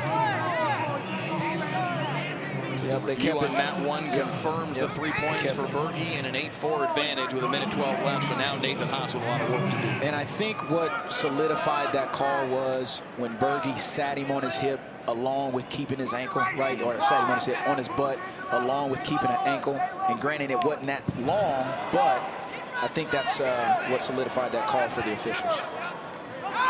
That is the final 184-pound match to sort out. Quarterfinal set. Other than that, Keck Eisen and Duca, Feldkamp and Hawks from Missouri. Berge a minute and 5 seconds away from setting up a matchup with Sam Wolf. And then it's Dennis Robin and Dustin Plott in the other quarterfinal. 197 already cruising along, only 2 spots left to sort out there. Novak and Sun, top right corner of your screen in the first period. And we've got, as you mentioned, a couple of heavyweight matches out there as well. Serber and Newberry, the final 197 match coming up shortly on mat 1 once Haas and Berge wrap up. Haas able to score one more, 8-6. 52 seconds left, so still a 1 takedown match here if Nathan Haas can make something happen and pull the upset. Yep. I mean, he's in there, right? He is battling. He is battling. He's going to cut Berge. 9-6 and go to work with 45 seconds left. Once again, like I said, we talked about this earlier with that new rule with the 3-point takedown. I mean, takedown right out, take it in overtime. Riding time not a factor, only 16 seconds in favor of Berge. So a takedown for Haas could tie this thing up. Good attack by Berge there.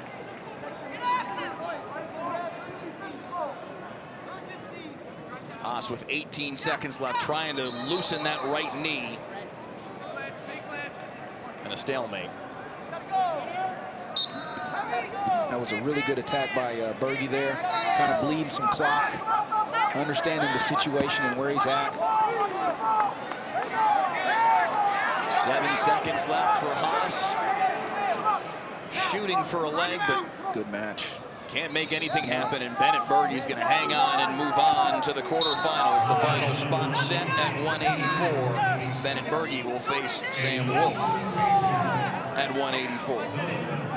Berge found a way, right? A lot of these matches, sometimes you're going to have to find a way to win the match. Even if it's not your best performance, you just got to dig down and figure out, how am I going to get my hand raised? A couple of heavyweight matches on mat 3 and 4.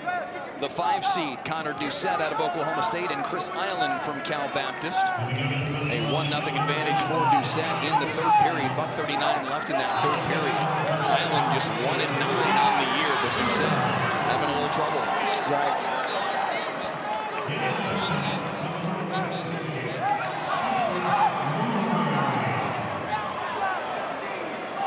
Got Luke Serber from Oklahoma State and Spencer Newberry from North Dakota State down there scrapping, starting their match on mat number 1. Jerry Novak and Calvin Sun, top right corner of your screen, just finishing up the opening period, and Novak with a 3-0 advantage. Those are the final 2 197-pound opening round matches to be sorted out. On mat 4 at 285. The number 8 seed Kevin Zimmer and Luke Rasmussen of South Dakota State, and Rasmussen about to wrap up an upset here. That does go final 7-5. Luke Rasmussen with the win over Kevin Zimmer. Serber in trouble down there with the fall. Luke got caught in a headlock. And Spencer Newberry with the upset of Luke Serber, taking down Serber by fall in that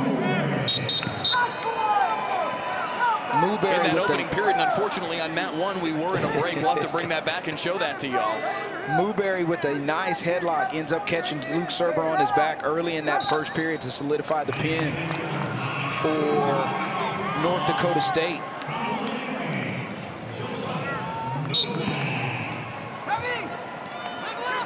Joey Novak with the win over Calvin Sun, meanwhile on mat 2.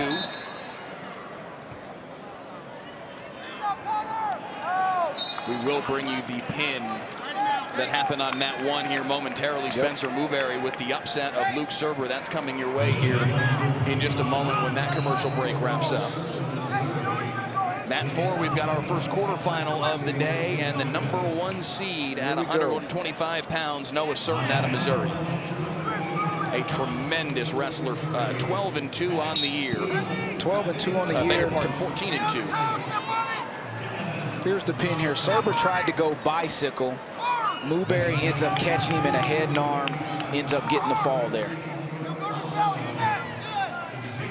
Or the gator bacon, right? We talked about the gator bacon earlier, right? And that's what Serber tried to go for. And Newberry ends up catching him in that head and arm and ends up getting the fall in the first period for North Dakota State. And Luke Serber's day ends much earlier than he expected it to. Obviously, he'll work into the wrestlebacks. Yes. But Spencer Newberry with the upset and knocks off the number 7 seed, so he will face Stephen Buchanan of Oklahoma in the quarterfinal round. Quarterfinals at 197 are now set. Newberry and Buchanan, Novak and Elam in the 3-6 matchup. Bachman and Volker 4-5, and Tanner Sloan, the number 1 seed, and Julian Broderson, who pulled the upset on Austin Cooley. A pin here on mat 2. Bastida. Younger Bastida with a good start to his Big 12 championships. The pin of Xavier Doolin. Bastida is on a mission, man. Has bumped up from 197, was an All-American a couple years ago. Missed the podium last year at 197, has bumped up to heavyweight, weighing about 235, 240, and wrestling extremely well. 20-0, make that 21-0 so far. One more look on mat 2 at the pin by Younger Bastida. With the cradle. In a hurry. Yes. Younger Bastida on to the quarterfinals. He'll face Michael Wolfgram, who had a first-round bye, the 7 seed out of West Virginia. And a good one about to come your way on mat 2, another 125-pound quarterfinal, as Troy Spratley takes the mat for the first time today against Jet Strickenberger of West Virginia. Certain and Griffin winding down the opening period, still without a score. And remember, Griffin had that upset win over Anderson in that first round.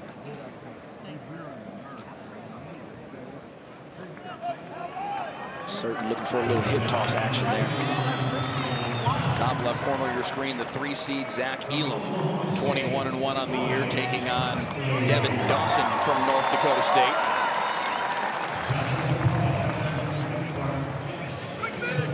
So 2 125-pound matches, 2 heavyweight matches to end this first session. Our first wrestling round here at the Big 12 Championships 2024.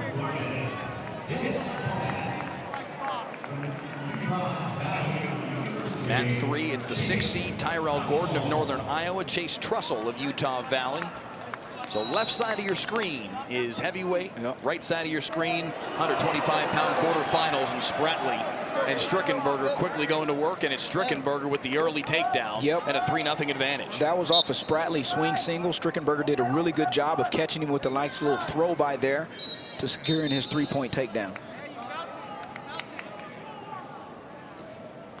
Strickenberger, the win over Tucker Owens out of Air Force earlier this morning. Yeah, really good match. Back and forth. Was tied at one point in time. Strickenberger ended up getting that last 3-point takedown on Owens.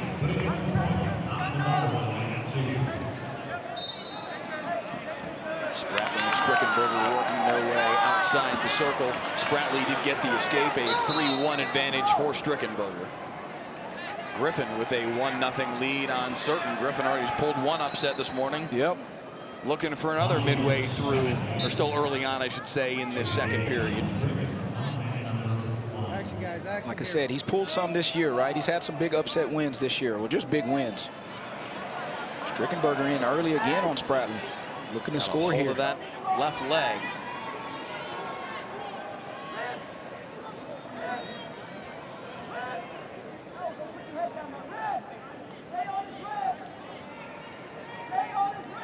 Spratley, the number 2 seed out of Oklahoma State.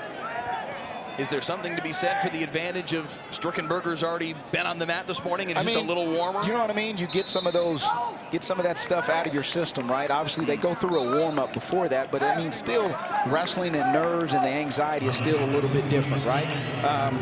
You know, obviously, these guys that had buys probably had a good hard workout back there in the back on one of the back mats, but there's still nothing like being out in front of the crowd and wrestling. Check out mat 4, Griffin with a hold of Noah Certain's ankle. Yep, nice little low-level attack there by Griffin, kind of in a waterfall position. Certain is tough right here. He's not going to panic much from this position. He wrestles hard from this spot. Griffin's trying to put him in danger. Nothing yet. Officials let him go. Official. Oh, no. Certain able to scramble back on top here. Both wrestlers with an action. Good wrestling. We got action going everywhere. Spratly was in. Strickenberger, he's looking to score here. He's trying to reverse that. Man, back and forth action. Final 30 seconds of that first period on mat 2, top right corner. Spratly. Strickenberger's doing a really good job here. Spratly's trying to lock through the crotch and get height. Once he gets his boot in, he'll secure his three-point takedown, but there's nothing there yet because he still has that leg. I think Spratly may have a cradle, not for sure though.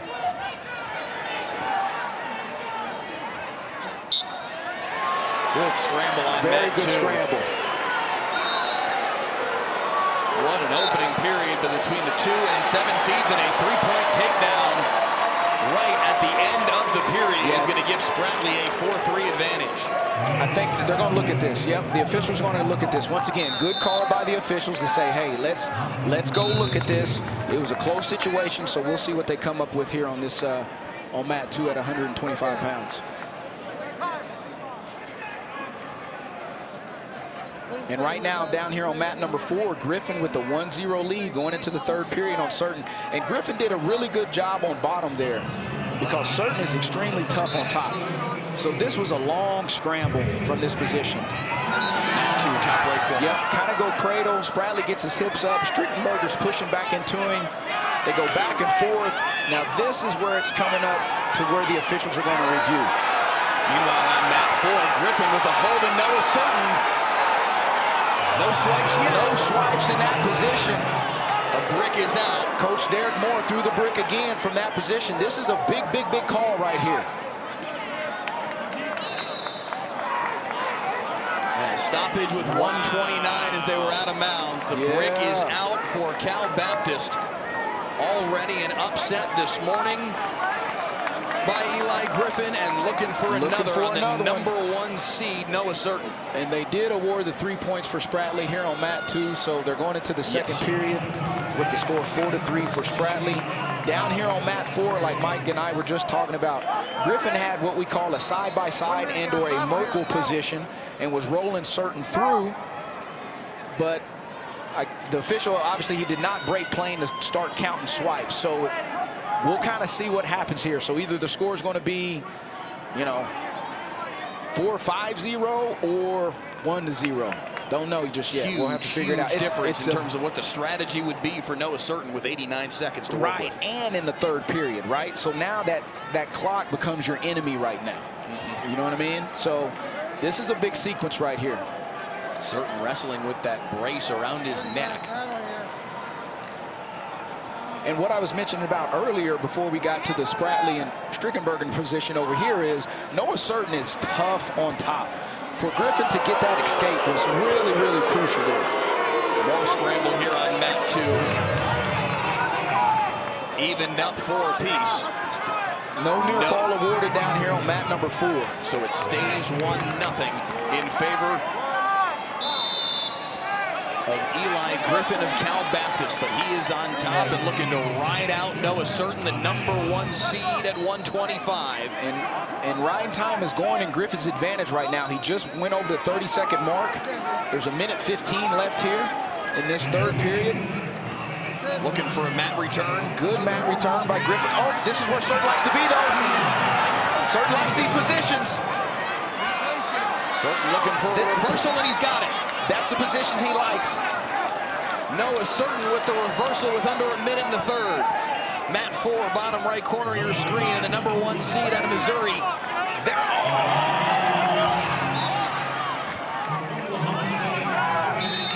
Unbelievable action in the 125-pound quarterfinals. Griffin and Certain in a 2-1 bout. It is a match. It is a match down there on mat number 4. Meanwhile, bottom left corner, 1-1, Gordon and Trussell with 90 seconds left at the heavyweight classification.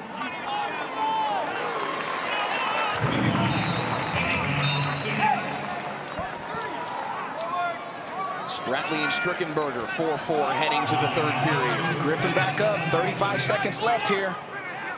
Riding time will not be a factor on mat 4. Certain's got to return him, though.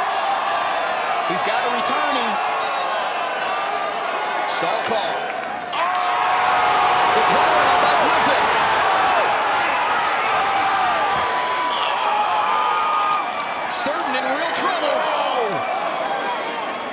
3-2 advantage. So, 2 more in the reversal was certain. 6 seconds in the period. escape. 4-4. Is it the escape from Griffin? It's going to be 4-4, and they'll go to overtime. No running time effector. What a match on mat 4. Oh, my goodness. Wow.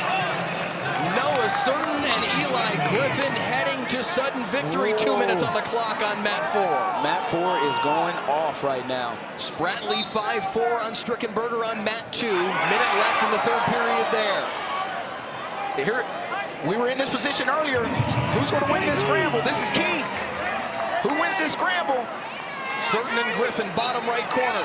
First one to score wins. Danger. Battles at 125. Danger.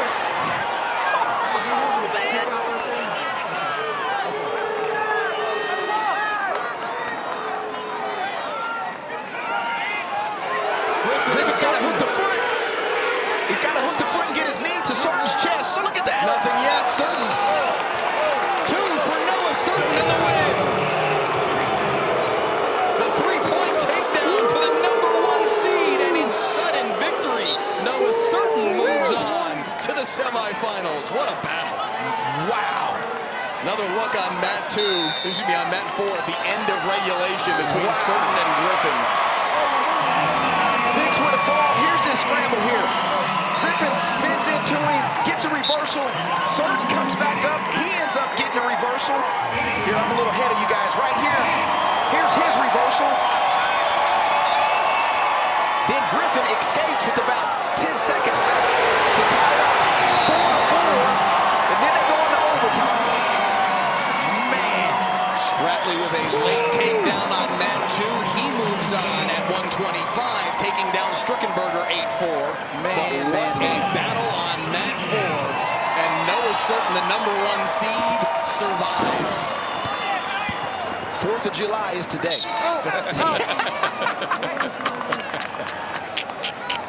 4th of July the is last today. 10 minutes or so. Oh, my goodness. High energy. Gordon and Trussell, meanwhile, on mat 3 in sudden victory, now tied at 1. Oh, man. Okay. It Catch is our breath. non-stop at the Big 12 championships. Man. Catch our breath. I talked about fireworks this evening, but, man, obviously I was wrong. Fireworks were right now in these in the quarterfinals. Semifinals still to come tonight here on ESPN Plus. That broadcast will begin at 5 o'clock. But again, here on mat 3, 1-1, Tyrell Gordon of Northern Iowa, Chase Trussell out of Utah Valley at the heavyweight classification, looking to move on to face Zach Elam in the quarterfinals. Sorry, ladies and gentlemen, I'm going to keep laughing about that because that was fun. I got to admit, man, I'm over here grabbing Mike's wrist and pushing and pulling. He leaning on me. I tell you what, man, God, dog, that was fun. Can Gordon or Trussell get a point here in sudden victory? Guys, work in here. Okay. I feel like we just need a moment to catch our breath. I got to catch my breath here for we've you. got another sudden victory match in front of us.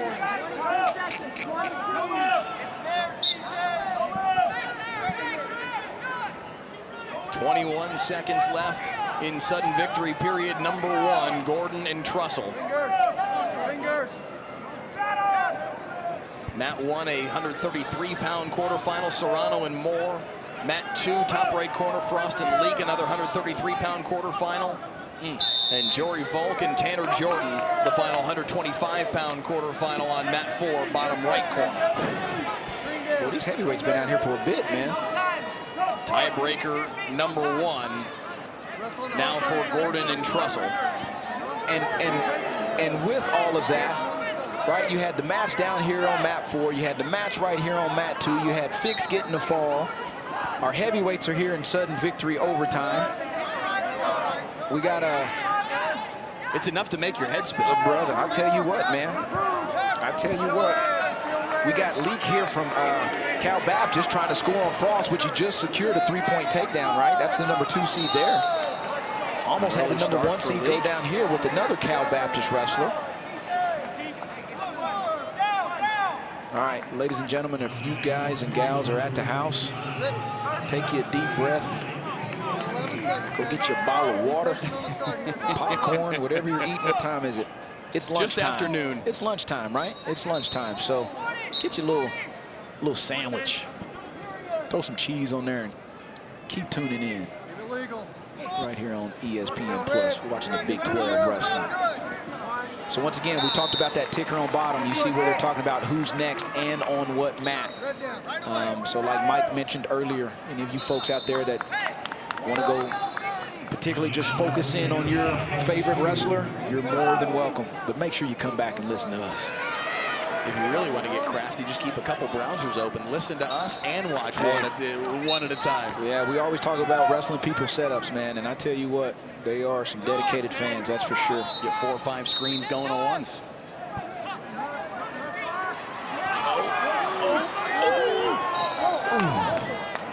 Boy, somebody's about to get thrown on their head. Gordon and Trussell in tiebreaker number 2 right now. Frost looking for work that riding time back down.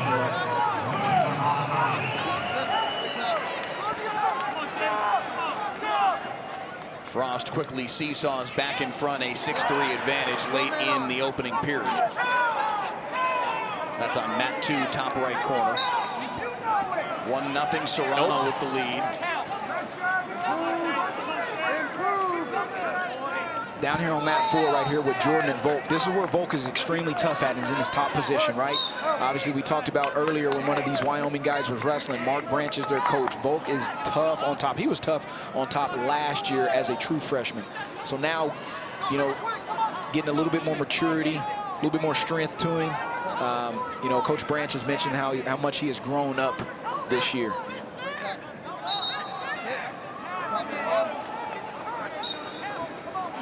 Final 3 seconds of riding time there for Trussell to work it back down to level, and they'll head to sudden victory period number 2.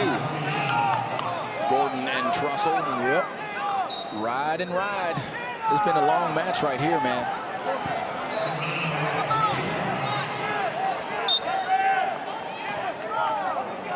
Volk and Jordan, bottom right corner, still scoreless late in that second period. Riding time up to $1:40 for Joey Volk of Wyoming. This is where Volk's winning this match at right now. He's done a really good job on top. He's been staying extremely active. Couple of good mat returns right there for Volk. He's making Jordan work there.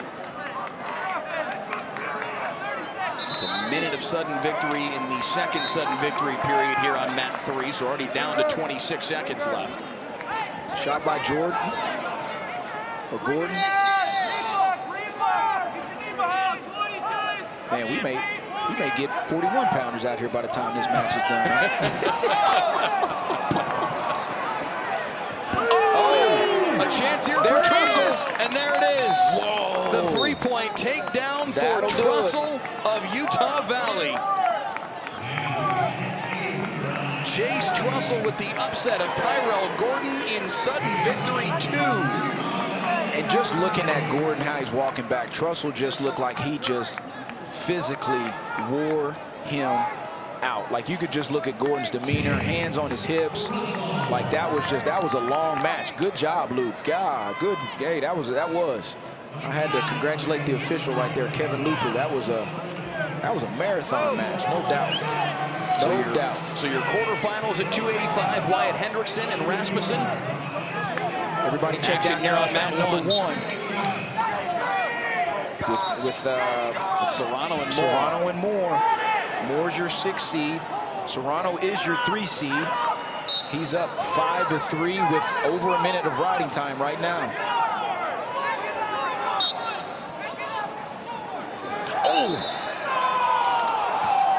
Oh, I did not. Oh.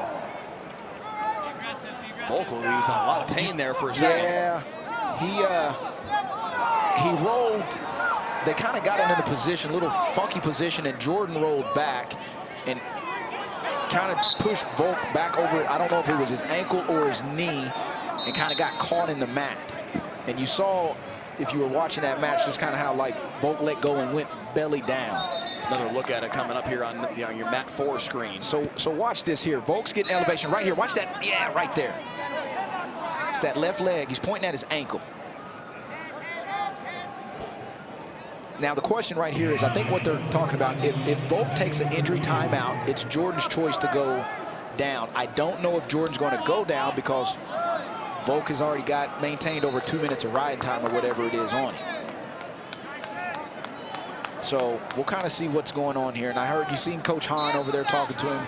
The officials at the table trying to figure something out. Did Volk call injury time, or did he just say, you know, my ankle, right? You know, Mike and I are here in the middle of mat 2 and 3, so we don't know for sure, but they'll get it figured out over there. Hahn was up, bouncing around the mat, fired up after that exchange. Yep. He certainly brings the energy. Oh, yeah, for sure, man. For sure. You know, and the thing is fighting for your athletes. Go ahead, Mike. Meanwhile, on mat 1, just going final, Serrano with the 6-3 win on Moore, so he moves on to the semifinals at 133 pounds. Dominic Serrano out of Northern Colorado, a semifinalist at 133. And at 133, there are a number of classifications in the Big 12 championships where you have 6 NCAA pre-allocations. You get to the semifinals, you've booked your ticket. You've booked your ticket. You are exactly right. And then they'll have the wild card draws out probably later next week. They come out so early now compared to obviously what they used to. I say back in the day. I've already told Mike not to call me old, but I'm kind of stating my age. So. Okay, so here's the deal down here on mat number 4. It's 1-0, so it's 1-0 for Volk with his riding time. Jordan's going to go down and try to escape. If he escapes, legitimately the score is tied up. If he does not escape within this 30 seconds, Volk wins on riding time. And this is where he had to go to try to escape. But Volk is doing, once again, a solid job. Couple of mat returns, keeping a foot in bounds, and just bleeding that clock with 20 seconds left. Jory Volk had the first round bye as the 5 seed. Maybe a little more gas in the tank right now, and able to hold on so far against Tanner Jordan. Jordan, 8 seconds left to get free. A last-second flail and a reversal. Did he get the points? No signal yet.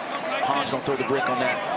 He's going to throw the brick. Nope, they're going to go look at it. Ooh-wee. Ooh. Tanner Jordan, as time was expiring. Ooh-wee, man. Okay. Wow. So as they figure that out, here's this review right here. Volk still has a foot in. He's going to lift, sticks that foot in. Jordan's going to slide down. He elevates. Now watch his hips. Kind of does high hips in this position. He just jumps straight back. Like he's got nothing to lose. Push-offs on his knees, jump straight back. Right here, is it 2 reversal or not? Now, only thing that's saving Volk right now is having that leg elevated, right? Having the leg elevated and another hand on the mat. Was Jordan in control in that position? We'll see what they say. Okay, now. Still taking a look at it on mat 4. We've got a review on mat 3 as well. And then right here in front of us on mat 3, they called locked hands on Poulin. It was the perimeter official called it. And I think that's what they are looking at right now. So let you guys know what we have going on. We got 141-pounders on the mat. We have 125-pounders on the mat. So mat 3 and 4 are your 25-pounders, and mat 1 and 2 are your 41 pounds. Yeah, 141. All eyes, though, right now on Jory Volk and Tanner Jordan and what this ruling will be on what transpired in the waning seconds. No points. The 1 point of riding time. Yep, is that it? For Jory Volk will carry the final. That was close. And Jory Volk moves on to the semifinals. He will face Noah Certain, the #1 seed, later on today. That was close. We've seen a couple of really good matches down on mat 4. Seems to be the one, man. hot I'm match telling you so what, far this that's been morning, crazy. early afternoon. So Noah Certain and Jory Volk, the first semifinal that we've seen fully set here today. Yep. Steve O'Pullen on the mat right now against Kyson Tarakina. Tarakina with a 1-0 lead, but they've got a review going on here. You're talking about the locked hands against Pullen. Yep. Then down here on, we got down here on mat 1, you got Cale Happel versus Josh Edmond of Missouri. Happel's from Northern Iowa. This is the 3 and 6 seed competing against each other. Scores 3-2 right now for Happel. Mat number 2, we got Mr. Jordan Titus versus Mr. Cale Carson. Once again, this is the 6 and 4 seed on mat number 2. Like I said, you can follow your favorite wrestlers down there on the bottom of that ticker. Let you know who's on the mat now. They'll let you know who's on deck. You got Farber and I think Cardinal down there on mat 4, just starting a 133-pound match. An extended review here on mat 3 for Jason Rivera and Jay Cox, our 2 officials, taking a look at Tarakina and Pullen. Okay, so there was a challenge for, okay, so apparently Nickerson won the challenge. There was not, so there's 1 red. Or maybe that review was on them. Maybe they did that. Maybe the officials reviewed that. So it's 1-0 Tarakina. It was a locked hands by Pullen. Early on in that second period. Quarterfinal match at 125 pounds. Oh.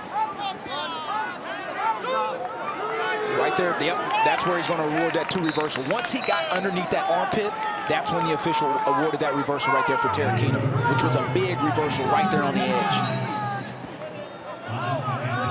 So 3-0 for Tarakina. Winner of this one would move on to face Troy Spratley, the 2 seed, in the other 125-pound semifinal. Happel with a 3-2 lead, top left corner on mat 1. Late second period at 141 pounds. And as we're, as Mike and I are sitting here at this table, we got, we just put the heavyweight bracket up because that just finished. We got 25 out, we got 33 out, we got 41 out. We got it all. Nice drag by Tarakina there. Oh, man. Didn't score off of it, but, man, that was nice. 3-1 with a minute in the second.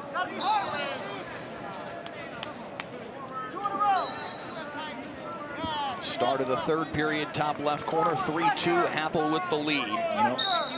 That's at 141 pounds.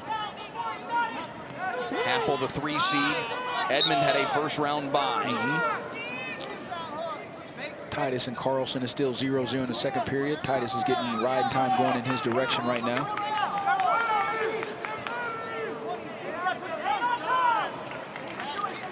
Tarakina's got some real good movement right now. Good lateral movement. Pullen's trying to find his space, gauge his space in there. Short time here in this second period. It'll be Pullen's choice going into the third. Happel and Edmond with a good scramble, top left corner. Yep. Happel with the 3-point takedown and a 7-2 advantage. Yep. Just moving right along. Stayed consistent on his offense. You know, as a matter of fact, these 2 guys wrestled in the duel, and they had an upset down there. Edmond beat him in the duel. That was probably about 2-3 weeks ago. So Happel's trying to get that one back. Start of the third period, bottom left corner on mat 3. Tarakina with a 3-1 lead on the 3 seed Pullen. Okay, here we go. This is what they call crunch time right here, Mike. 3-2, 145 left. Who's going to get that takedown to try to solidify this thing and ride this thing out if you can? Pullen, a young man who went viral as an 8-year-old back in 2011 on YouTube.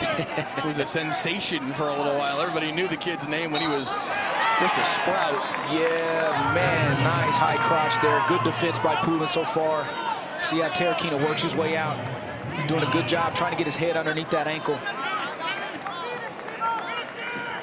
Yep, he's in trouble there. Oh, he's got it. Oh, good scramble on mat 3, and they're out of bounds. If Pullen was able to keep that foot in with that cradle, that would have been takedown and near fall. Pulling out of one of the powerhouse high schools in upstate New York, Shenandoah. Happel with the win down there on mat number 1. So Happel moves on at 141 pounds, the 3 seed. Into the semifinals. 5 NCAA pre-allocations at 141. 50 seconds left on mat 3. Pulling going a little upper body. Terakina's obviously got to understand, I don't think there's been any stall calls during this match. Good attack by Poulin. Good hustle. There it is. Good hustle by Poulin. The defending Big 12 champ with 30 seconds left here. Defense. Terakina with the sprawl. Wow, good job by Terakina. 20 seconds left. Riding time not a factor in this one.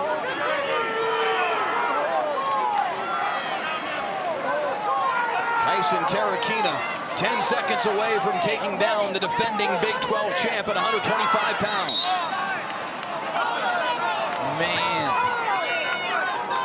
Good attempt right there by Poulin. Good defense by Terakina to get those hips back. 5 seconds. Poulin's got to make something happen. Not enough time to do anything about it, and down goes the defending Big 12 champ at 125 pounds, Steve-O Poulin, upset by Tyson Terakina in the quarterfinals. Man.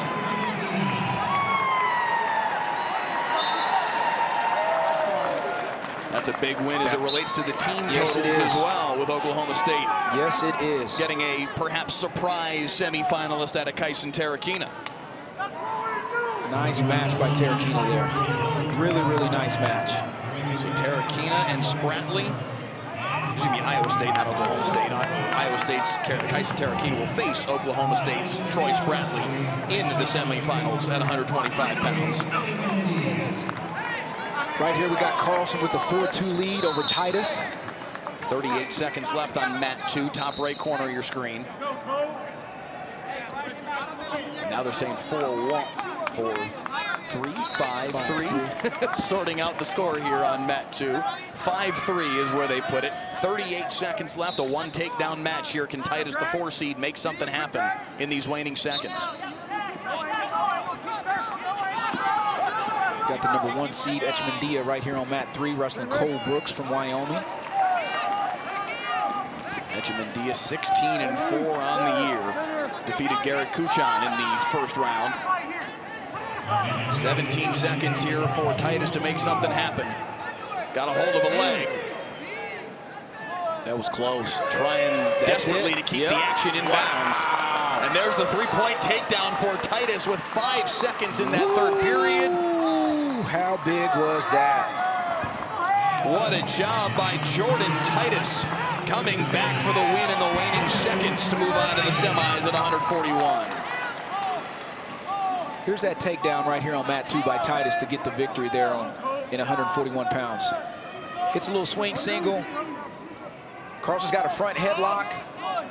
Goes to a duck, goes to the body lock. Right, so he gets the bear hug, and then he's wanting to lift, was able to keep a foot in. Carlson's doing a good job defending. Once he captures that ankle there's his 3-point takedown. Meanwhile, bottom right corner, final minute. Farber and Cardinal on mat 4, 133-pound quarterfinal.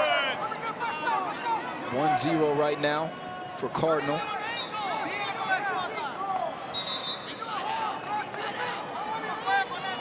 Kind of stuck in the old hip lock position.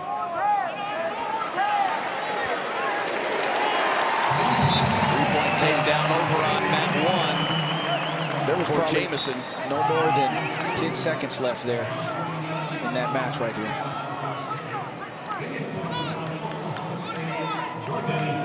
.27 seconds on the clock in the third period. Farber and Cardinal on mat 4, bottom right corner. We got a new match out here, mat number 2. Martin from South Dakota State. Williams from Oklahoma State. 149-pound quarterfinal. That's the 5 and 4 seed on mat number 2. Farber able to even things up 1-1 late in that third period. Oh man, super late, right? 10 seconds left over there. Riding time not a factor, and we're heading to overtime on mat 4. Farber and Cardinal. 2 minutes of sudden victory on the clock. Williams with a three-point takedown. Jamison with an escape. Overtime here on mat number 4. And Echemendia is just cruising along. 9-2 on mat number 3. Just doing what he does. Doing what he does, man. Kid is a super-duper athlete, but dude can wrestle from all positions. Who can land a shot first, Farber or Cardinal? You talked about this mat down here, Mike. This has been the one.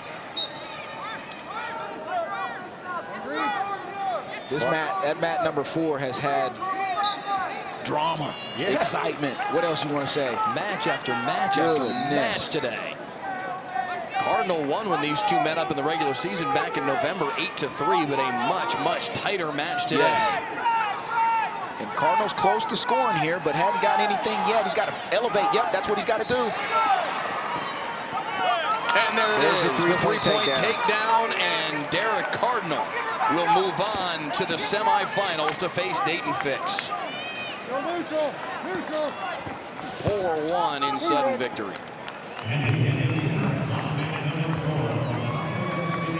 Mat 4 has been the hot mat. That's for daggone sure, man. Tell you what. Echemendia with another takedown, 12-3 with a minute left in the second period. So semis are set at 133. Fix and Cardinal, and Dominic Serrano and Evan Frost. Later on today here on ESPN+. Good takedown there by Martin there against Williams. That'll tie the score up. Well, actually, that puts Martin ahead, 4-3. 55 seconds left into the first period, sorry. Beautiful double leg attack. Top left corner of your screen, 141-pound quarterfinal, late second period. Tegan Jamison with a 7-0 lead. In control against Hayden Drury.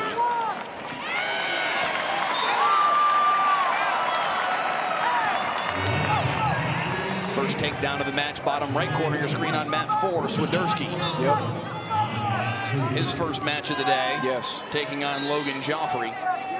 And Swiderski is a goer, man. That dude, he's got a gas tank on him. He wrestled 141 pounds last year, got beat out in the blood round, but just wrestles. I love the way he wrestles. He goes out and lays it on the line every time.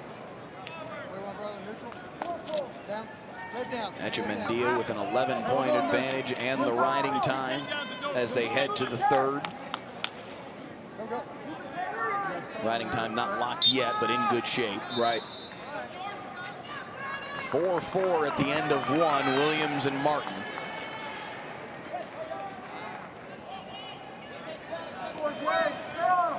Things have kind of slowed down just a little bit.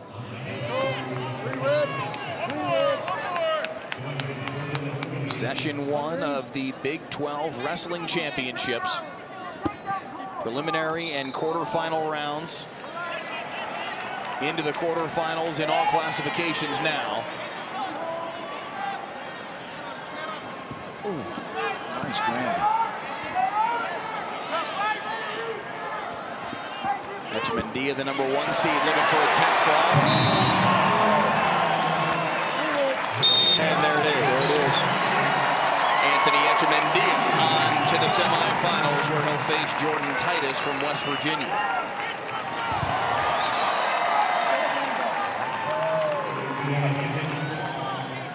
Oh, man. Okay. I think now we may, there's only one 141-pound mat on here. We're getting there. They're catching up, right? Things are catching up here, Mike, slowly but surely. Starting to get back in order. If such a thing is possible, this is controlled chaos. It is, right? I mean, that's really what it is. It's controlled chaos, and if you are part of the wrestling community, you definitely know that. Jamison with the win down there on mat number 1, 10-0. So that sets the semifinals at 141 pounds. Jamison and Cale Happel on one side of the bracket, Echemendia and Jordan Titus on the other side. Chalk at 141, the 1, 2, 3, and 4 seeds moving on to the semifinals later on today here on ESPN+. All 149-pound matches now on your screen. Yep. In fact, we'll probably, yes, okay, all 4 149-pound quarterfinals. Everything's Matt's 1 for 4. Yep. McDougald and Gabe Willishell getting started top left corner of your screen. Williams and Martin in a tight one late second period in mat 2, top right corner. Waters and Peterson bottom left. And Swiderski, the #1 seed, and Logan Joffrey just winding down the first period bottom right. Watch Willishell wrestle down there on mat #1 from Wyoming. I talked to Coach Branch about him. He is, he's pretty funky, right? I was talking to Coach Branch. He's one of those guys that when he's wrestling, you go, no, no, no, no. Then he does something, yes, yes, yes, yes, yes. Right? He's got his own unique style, but it works for him, right? It works for him. Kind of situation where he's the only guy in the room who really knows what he's actually doing. Right, and that's what's beautiful about wrestling, right? You have some guys that can do that, and obviously there's some other people in the room that you're like, I'm not going to teach you that, or you don't do that. Willishell, you do that all day because that's what you're comfortable with. He's in on a leg here on McDougald. McDougald's a good scrambler, man. He doesn't mind people in on his legs. He knows how to defend that pretty good. Meanwhile, Jordan Williams has built up a 9-5 advantage on mat 2, top right corner. Yep, he's done a good job there so far, scored late. Swiderski and Joffrey's a good one here, bottom right, 3-2, as we approach the midway point of this match. Illegal there by Williams. That makes the score 9-6. They have 10-5, but that's the wrong thing. Should be 9-6. And now they are changing. There it is. Okay.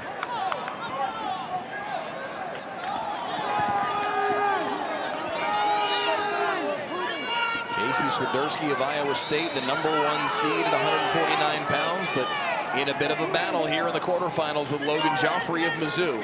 So here's what Coach Smith and them are throwing the brick for. They called an illegal move on that one. This is more of an official deal. Look down there on mat 1. Chance here for Willishell. With a headlock, he's got McDougald in all types of trouble right there. 4 fingers already out for Willishell. This is looking for the pin, and there it is. Gabe Willishell with the upset of Willie McDougald. Oh my goodness. The Wyoming Cowboy on to the semifinals. Dangerous from all positions. Watch this. Beautiful headlock, little throw by, and then wow, right there. Cinches that thing tight. You see the Wyoming coaches going crazy. He settles. You know, right there, you're like a python. You don't need to rush anything, right? Take your time.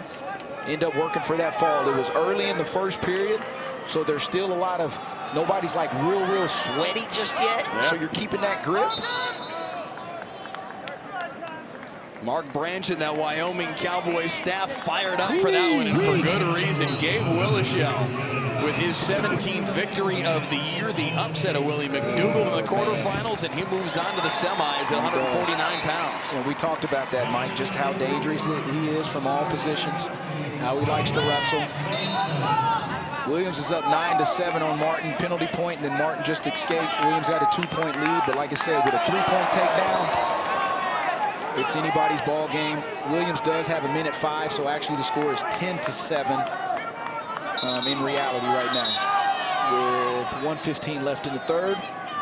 Williams' best win of the year was against Alec Martin, and now facing him again here in these quarterfinals. Yep, Swiderski with the 3-2 lead down here on mat number 4. Starting to, 15 seconds into the third. Riding time not a factor on mat 4. Got Waters right here in front of us as well. Waters and Peterson. Williams and Martin in the final 40 seconds here of the third period. Williams has the riding time advantage for the moment. So this is where Williams got to be smart. Obviously, Martin's got to look like, hey, man, how am I going to get to a leg?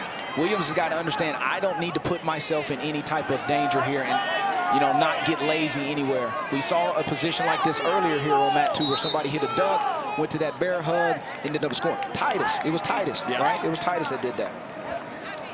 A restart here with 19 seconds left. Martin has to force the action.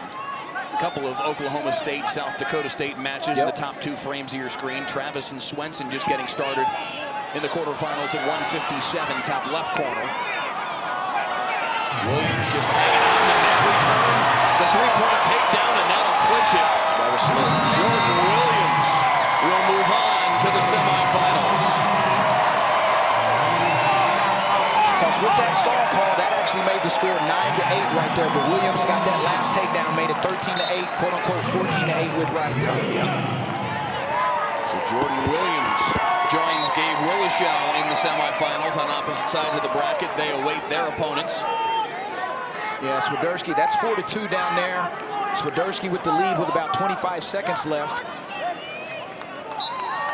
Joffrey's got to make something happen, but he's got a chance here. Again, riding time not a factor down there on mat 4. Only 8 seconds to speak of. You know, and this even speaks to what Coach Smith was talking about, Joffrey, right? He hadn't had a chance to wrestle the majority of the season, but he's right here with this guy. 4-2. Just gave up the last takedown right there at the end, but he's in. A chance there for Joffrey, but he runs out of time. A good scrap from the Mizzou Tiger, but Casey Swiderski, the #1 seed, will move on to the semifinals. Man, he went big, double overs, inside-out trip. I like it, man. You don't have nothing to lose right there.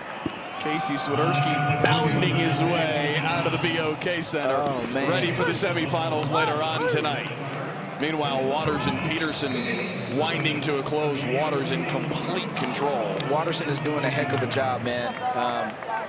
He's just been controlling the pace from the first whistle. Nice job by Peterson, though. Kind of caught him relaxing and sleeping a little bit. We've already seen Peterson once today flip a 10-point plus margin around come back and pull a fall on Adam Allard. So this thing's not over yet, but a lot of work again for Peterson to do. Yep, 14-1, wasn't it? I remember that. Yeah. So now we got majority of 157s on the mat. We look down here on mat 1 with Travis and Swenson. This was an overtime match during the duel. We had a chance to talk to Coach Hahn about some of these matches. Obviously, Martin and Williams was a rematch. Swenson and Travis are a rematch right here. This match right here on mat 2 between Zerman and Hill. This was a 4-3 match at the Southern Scuffle in the semis. Zerban won on riding time to make the score 4-3 here on mat number 2. 3-point takedown for Chittum on mat 4, and he starts off well against Brock Muller. So we got 3 157-pound matches out here and 1 149-pound match. 30. Brock Mahler, an All-American a year ago, finished 7th at Nationals. Made it to the Big 12 final match a year ago at 157 pounds, but the 5 seed this year, a 12-3 record, missed a stretch of time. This Missouri program had big-time issues with the flu the last 2-3 weeks of the season. Had a lot of guys miss time. Yeah, between the duel that they had with Northern Iowa and then Iowa State, like it ran through their whole program basically. And you know, Coach Smith was talking about how hard that was on the team. Swenson with the takedown down there takes the lead 3-1 with 19 seconds left in the second period, and I think it's his choice going into the third.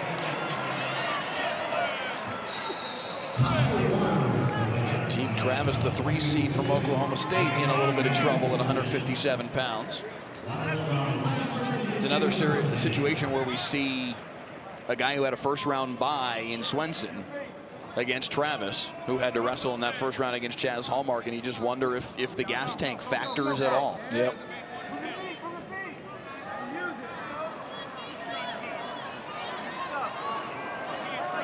Swenson's doing a really good job there. They will head to the final frame, 3-1 the advantage. Cale Swenson from South Dakota State, 15-7 on the year.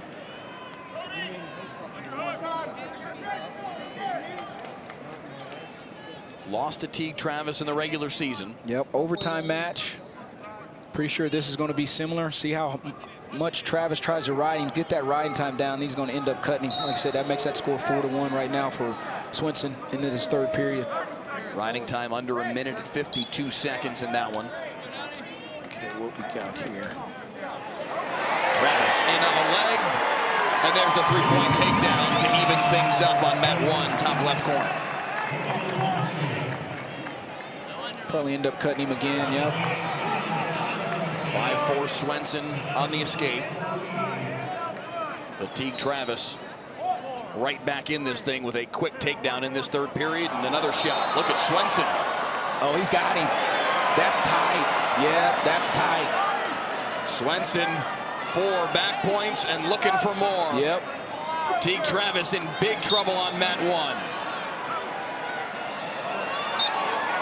Doesn't have him yet. Able to get loose, but more man, back he's got points in a 12-4 advantage. He's in a hole, and right here on mat 2, it's 1-0 for Zerben. Cale Swenson with a terrific sequence. Yep. To take control in that quarterfinal match at 157, and now Teague Travis has got to pull off a miracle here in these last 37 seconds. This is what we talked about. A lot of these matches, obviously, like I said earlier, that was an overtime match. It's anybody's match. Battle through those guys. Battle through those. Chittum with a 4-1 lead down here on mat number 4. South Dakota State upset here in the quarterfinal round could factor in the bigger picture as the team title starts to come into clearer focus as this day rolls along. South Dakota State, one of those two, along with Northern Iowa, kind of sleeper teams that would have a chance to really get into that conversation. And a result like this matters. It helps, right? It helps them as a team and the team score moving forward.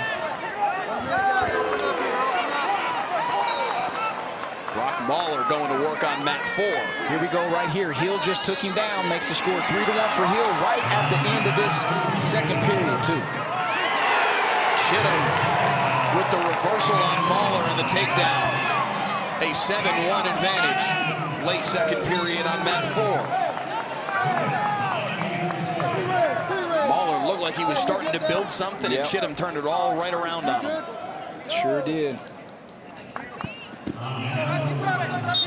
And this is big right here for Hill on mat 2 to finish this period on top. Obviously, only 2 seconds left. It's his choice going into the third period as well. Vinny Zerben from Northern Colorado has not lost this year. 21-0 on the season, but down 3-1 as we head to the third on mat 2, top right corner of your screen. Number 2 seed Ryder Downey on the mat as well against Landon Johnson of North Dakota State. That one's 3-0 Downey late first period. And Chittum and Mahler ready to start period number 3. Chittum out in front. Ewing here on mat 3. Chittum and Mahler going into the third period. 7-1 for Chittum.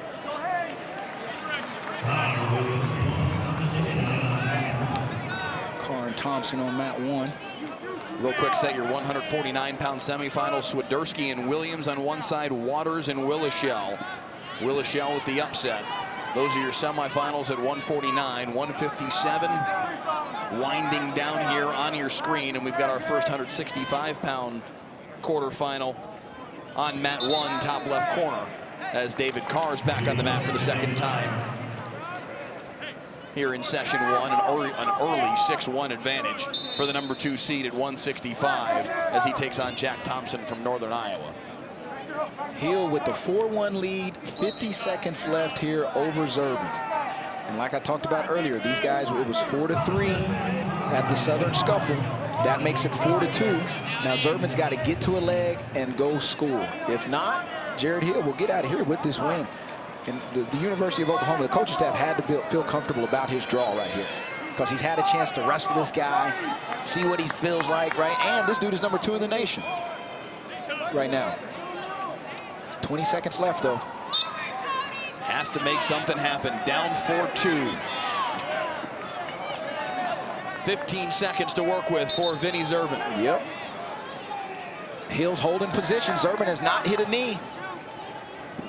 7 seconds. Now it makes it 4-3. He's just going to hold Stall position, warning. though. Yep. But it's over. 4-3. The stall call matters not. And Vinny Zervin goes down in the quarterfinals. Jared Hill of Oklahoma, a 4-3 win. And like I said, that's where the coaching staff had to feel pretty comfortable about that draw. A big upset at 157. Good job by Jared Hill. Meanwhile, bottom right corner, Chittum ready to wrap things up and move on to the semifinals himself. 7-3 over Brock Mahler.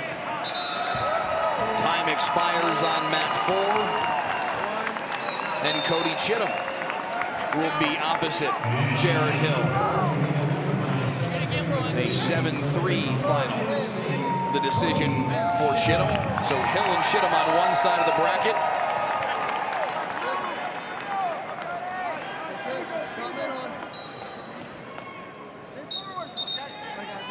We saw Swenson pull the upset on Teague Travis. Downey and Johnson, the final 157-pound quarterfinal to sort out. All right, here we go with these 165-pounders out here, ladies and gentlemen. Got one 157-pound match left.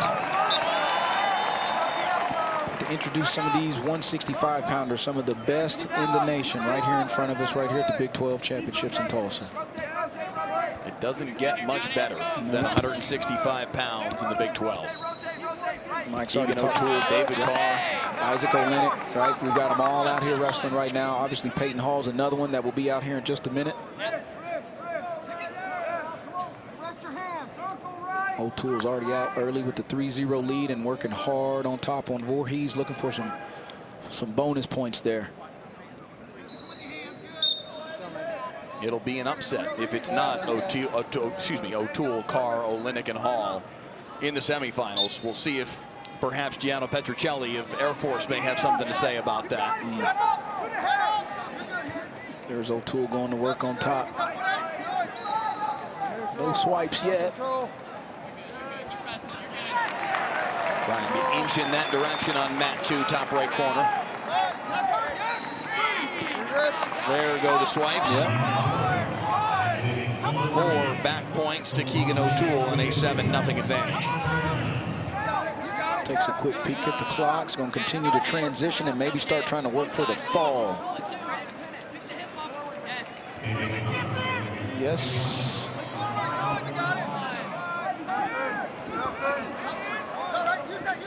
Got that half in deep. Yep. This is what O'Toole does, man. Yeah, that's a wrap. Keegan O'Toole makes quick work of Cooper Voorhees and moves on to the semifinals at 165. The pin at 46 seconds in the first period. Downey, we talked about this earlier, right, Mike? That's his position right there. He is deadly in that top position. 8-0 in favor of Downey. 4 more back points for the UNI Panther. Meanwhile, David Carr in complete control against Thompson, top left corner. Olenek and Petruccelli is an interesting one. 3-1 right now for Olenek. 35 seconds left in this first period. He's got 29 seconds of riding time. Lost to Isaac Olenek 8-1 at the Cliff Keen Invitational in Las Vegas back in December.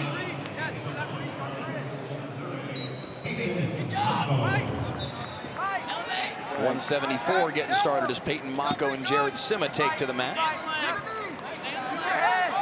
Good shot there. It's a big sequence right here. Short period, too. Short time in this period.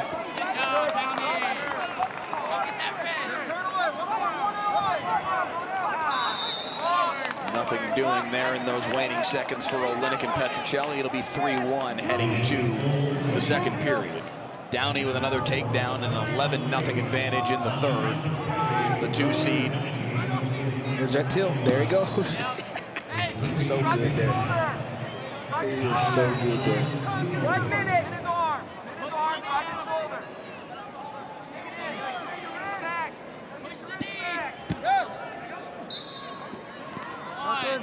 Nothing. Man, it's like clockwork right there, Mike. Ryder Downey just a machine on mat 3. 4 more, and there's the tech fall. 15-0. Good job, man. Ryder Downey with a quarterfinal tech fall, blanking Landon Johnson of North Dakota State and setting the semifinals at 157. That's points. Trouble on with a mat 2 and a takedown.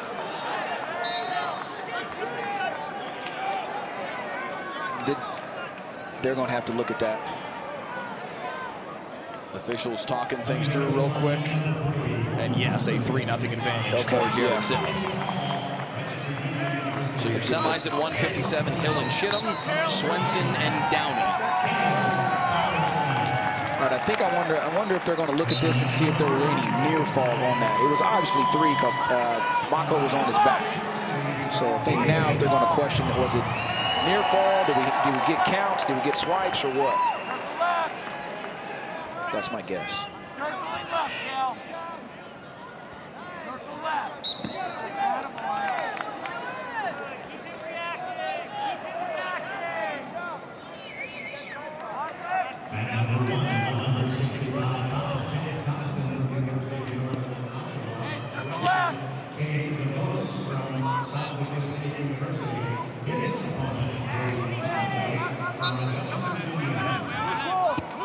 Got Olenek still with the 3-1 lead down here on mat number 4. We got Carlson right here from OU and Hall from West Virginia right here wrestling in front of us in mat 3. Mako and Sima, there was no near fall, but it was a takedown. So 3-0 to start that second period. 3-point takedown on mat 3 and a 3-0 lead. Petrovilli doing a really good job of riding over here on Olenek right now. He's got 49 seconds of riding time. 41 seconds left in this period. Olenek's been up to his feet a few times, but has not been able to get an escape as of lately. So Hall with the 3-0 lead on Cale Carlson.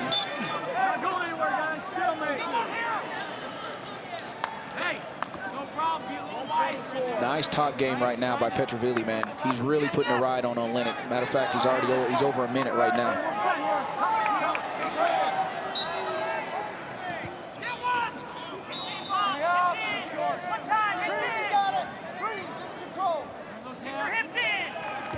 Good period there.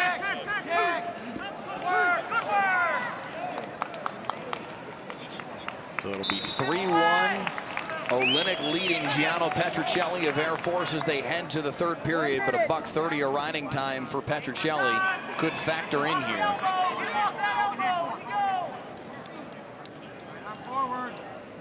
Petruccelli going down right now. Like I said, the score says 3-1. Olenek's goal is to try to get that down and commit to his ride.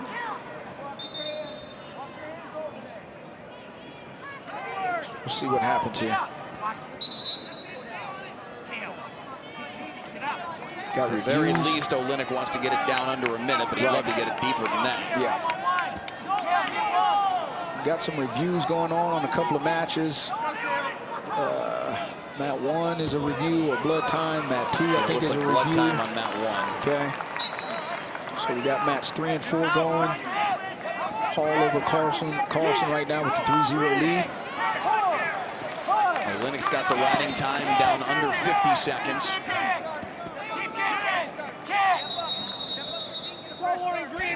Still inbounds with that foot just barely. Hall got a stall call there because he wasn't able to climb the body. Like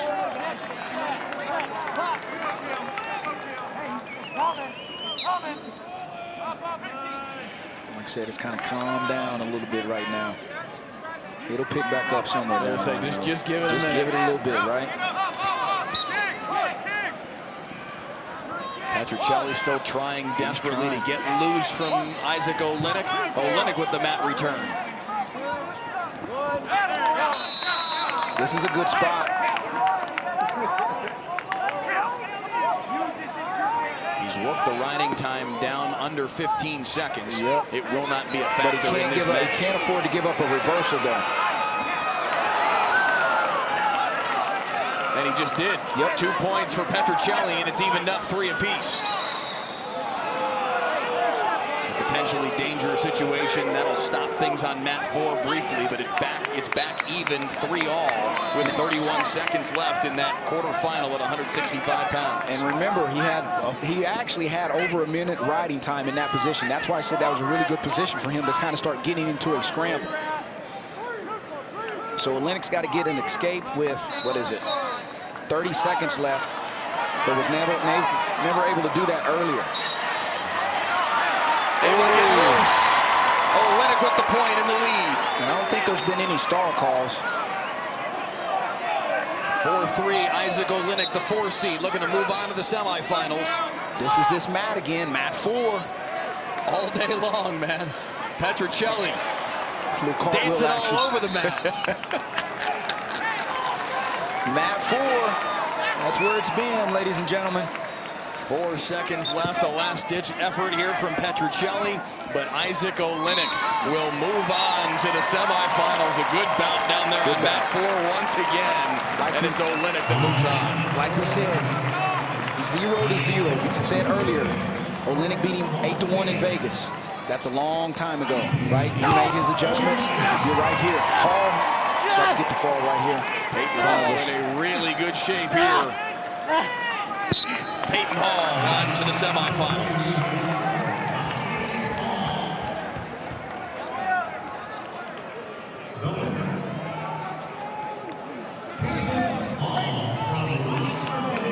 So your semis at 165, Keegan O'Toole, Isaac Olenek, Peyton Hall, and David Carr. Just as you would have expected it to be. You want to talk about fireworks. I know we've seen some already today, but the semifinals at 165 later on today is part of session 2. Oh, baby. 174-pound quarterfinals on your screen now. Peyton Mako leading Jared Sima 4-3 late in the second period, midway through the second period. Cade DeVos wrestling for the first time today against Brody Conley of West Virginia and leading 4-0. DeVos has had a really good season so far, number 4 ranked nationally at 174 pounds.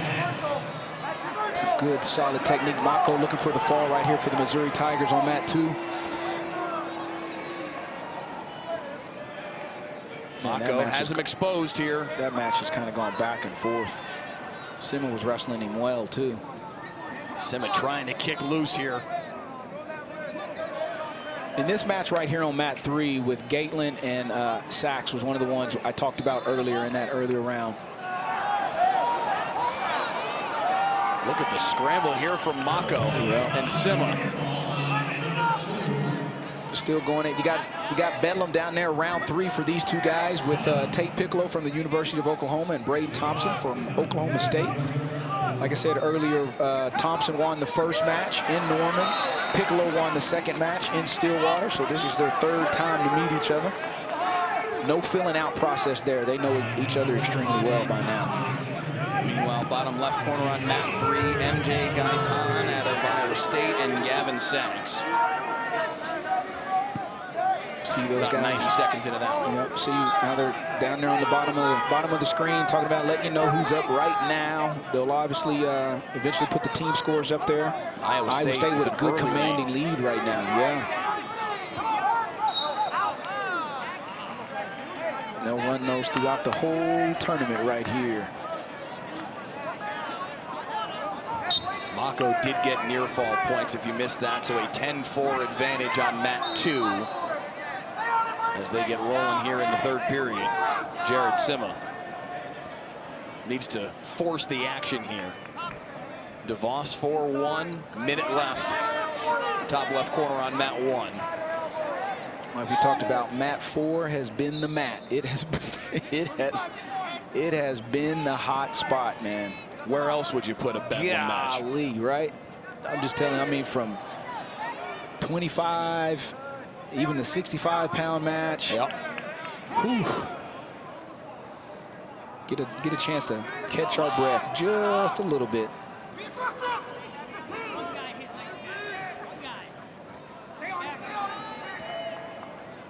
4-1 down here for DeVos on mat 1. Looking to cruise into the semis at 174 pounds. She is the 1 seed in this bracket.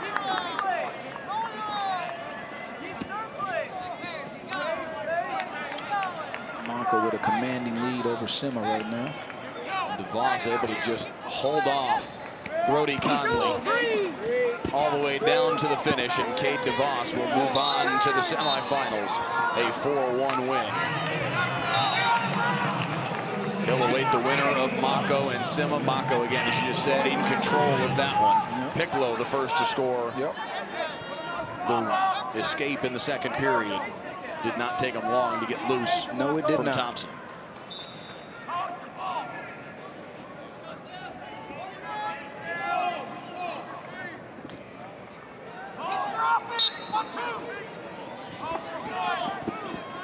Oh, nice little sequence right there from. Oh, there it is, head and arm. Gavin Sachs trying to make something happen here, but Gaitan able to squirrel away from it. Ooh, that was close. Escape for Sachs and a 1-0 lead. But he was looking for an awful lot more than that. Yes, he was. Yes, he was. Peyton Mako and Jared Sima winding to a close on mat 2, and Mako out of Missouri moving on to the semifinals with a 10-4 win. Here comes that man at 184 on mat 1. Mr. Parker Keckheisen. Number 1 seed in the bracket, number 1 ranked 184-pounder in the nation. Going against Ethan Duca from Wyoming.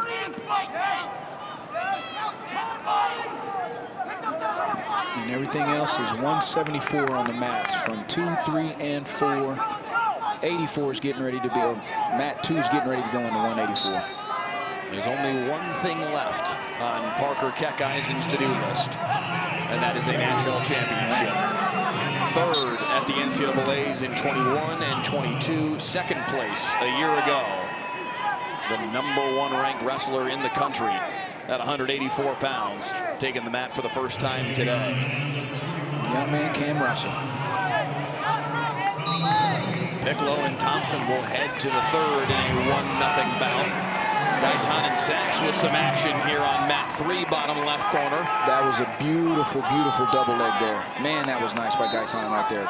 Exploded through, got his hands locked kind of right below his bottom on his hamstrings, and was able to lift and explode through. Good technique right there.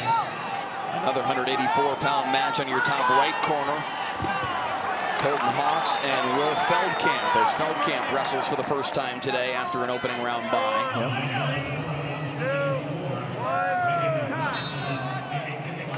So Gaitan with the takedown there late in the second, and he will head to the final frame with the 3-1 advantage. In your estimation, what makes Keckheisen so good? You know what? Getting a chance to really talk to Coach Schwab when they came and do it at Oklahoma State, getting a chance to talk to him. You know, he can attack both sides of the body. He wrestles extremely hard from first whistle to last whistle. And, I mean, the dude is obviously, he's gotten better every year from his freshman year, obviously, until now. But he continues to learn. He's a sponge. He's a sponge. He wants to learn. He wants to get better. How can I get better? And it's those little bitty things that's helped him get to where he's at. And like you said earlier, he's looking to try to do one thing that he hadn't done yet, and that's to win the NCAA championship title. We mentioned earlier that both Dayton Fix and David Carr have a chance at history, looking to become the first 5-time conference champions here in the Big 12. Parker Keckheisen has that opportunity before him as well, a 3-time champ. If he can win this year, he would still have a year of eligibility to work with in 2025, so he could be right back here going for a 5th championship himself if this weekend goes his way. A good start for him, a quick takedown there of Duca and a 3-0 advantage. And just the passion, right? The passion of wanting to get better and be a sponge. Bottom right corner, mat 4, 20 seconds left, 1-1, Piccolo and Thompson. I kind of figured this match would go this way. Just from watching, you know, on our screen right here, Mike, I haven't seen anybody get to a significant attack just yet or grab a leg. So, you know, 2 escapes, 1-1. We're going into overtime. They went into overtime in the last Bedlam duel. So it's going to be about who can get to a leg and get a score in this next 2 minutes. And obviously, if not, they're going to go to that. It was a 5-2 win for Tate Piccolo in sudden victory period number 1 on February the 18th. They go to sudden victory again here today on mat 4, bottom right corner. And watching the OU corner, there has to be, I don't know if Thompson has got hit with a stall call yet. You know, and in the last Bedlam, Thompson was winning with about 40 seconds left and got hit with another stall call to tie it up. Piccolo's good in these positions, man. Thompson's got to try to change off and not get into a scramble. Piccolo doesn't mind these positions right here.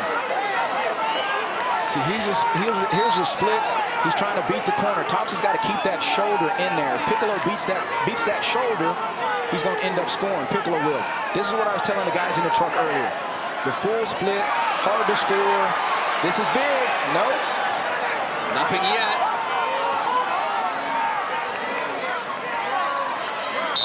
Once again, Piccolo doesn't mind this position.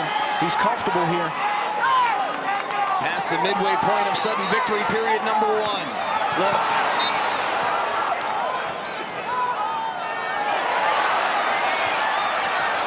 What a sprawl by Piccolo to stay level.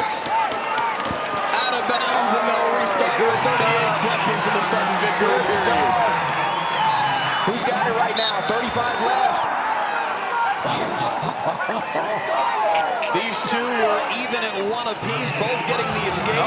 Sachs just got Gaitan in sudden victory. Action all over the place. Gavin Sachs with the upset of Gaitan. Meanwhile, Thompson gets the takedown. Welcome to Big 12 Wrestling, ladies and gentlemen. This is crazy. Braden Thompson with the victory with 14 seconds left in SV1. Sachs with the win over Gaitan, man. Gaitan was controlling this match here. He was controlling this match on mat 3. Mike, I know you're trying to write it. I'm making your handwriting look horrible because I'm grabbing your right wrist. It's worth it, my man. Oh, my it's God. all worth it. What a sequence there. A couple of big wins to set up a semifinal match. Watch the OU reaction. Watch the OU reaction. I mean, this was going back and forth. Mat 4 again. Look, watch them. They're happy, they're sad, they're upset, they're thrilled. Oh, dude, mat 4 again. It's mat all day long, 4. man. Can we just put all of the semifinals on mat 4 gracious, tonight? man. Let's just set it up that way. Man, wow. Good job for Sachs. He ended up beating Gaitan in overtime. And I'm telling you what, it was 4-0 when we start watching that far mat down there. It was 4-0. Oh, my goodness. Wow. So Thompson wins in sudden victory. Sachs upsets Gaitan in sudden victory. That's one semifinal at 174. DeVos and Mako, the other 174-pound semifinal. And that bracket is set 184 and 197 on your screen right now. Man.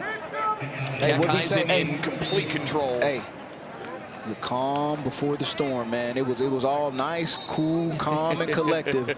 And then, boom. Be patient here, guys. Be patient. Something on. That was outstanding. That was awesome, man. Great wrestling by these guys.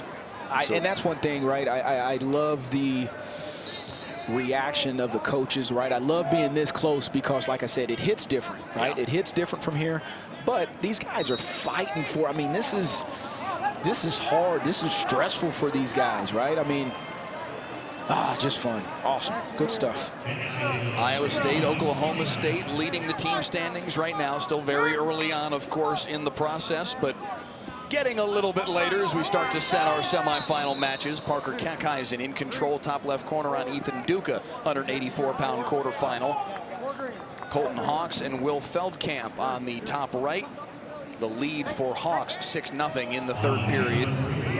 197 on mat 3. Sloan and Roderson, and Sloan already with the cradle, leading 7-0 as it is. And there's the pin. Tanner Sloan is a machine. Sloan is a grown man.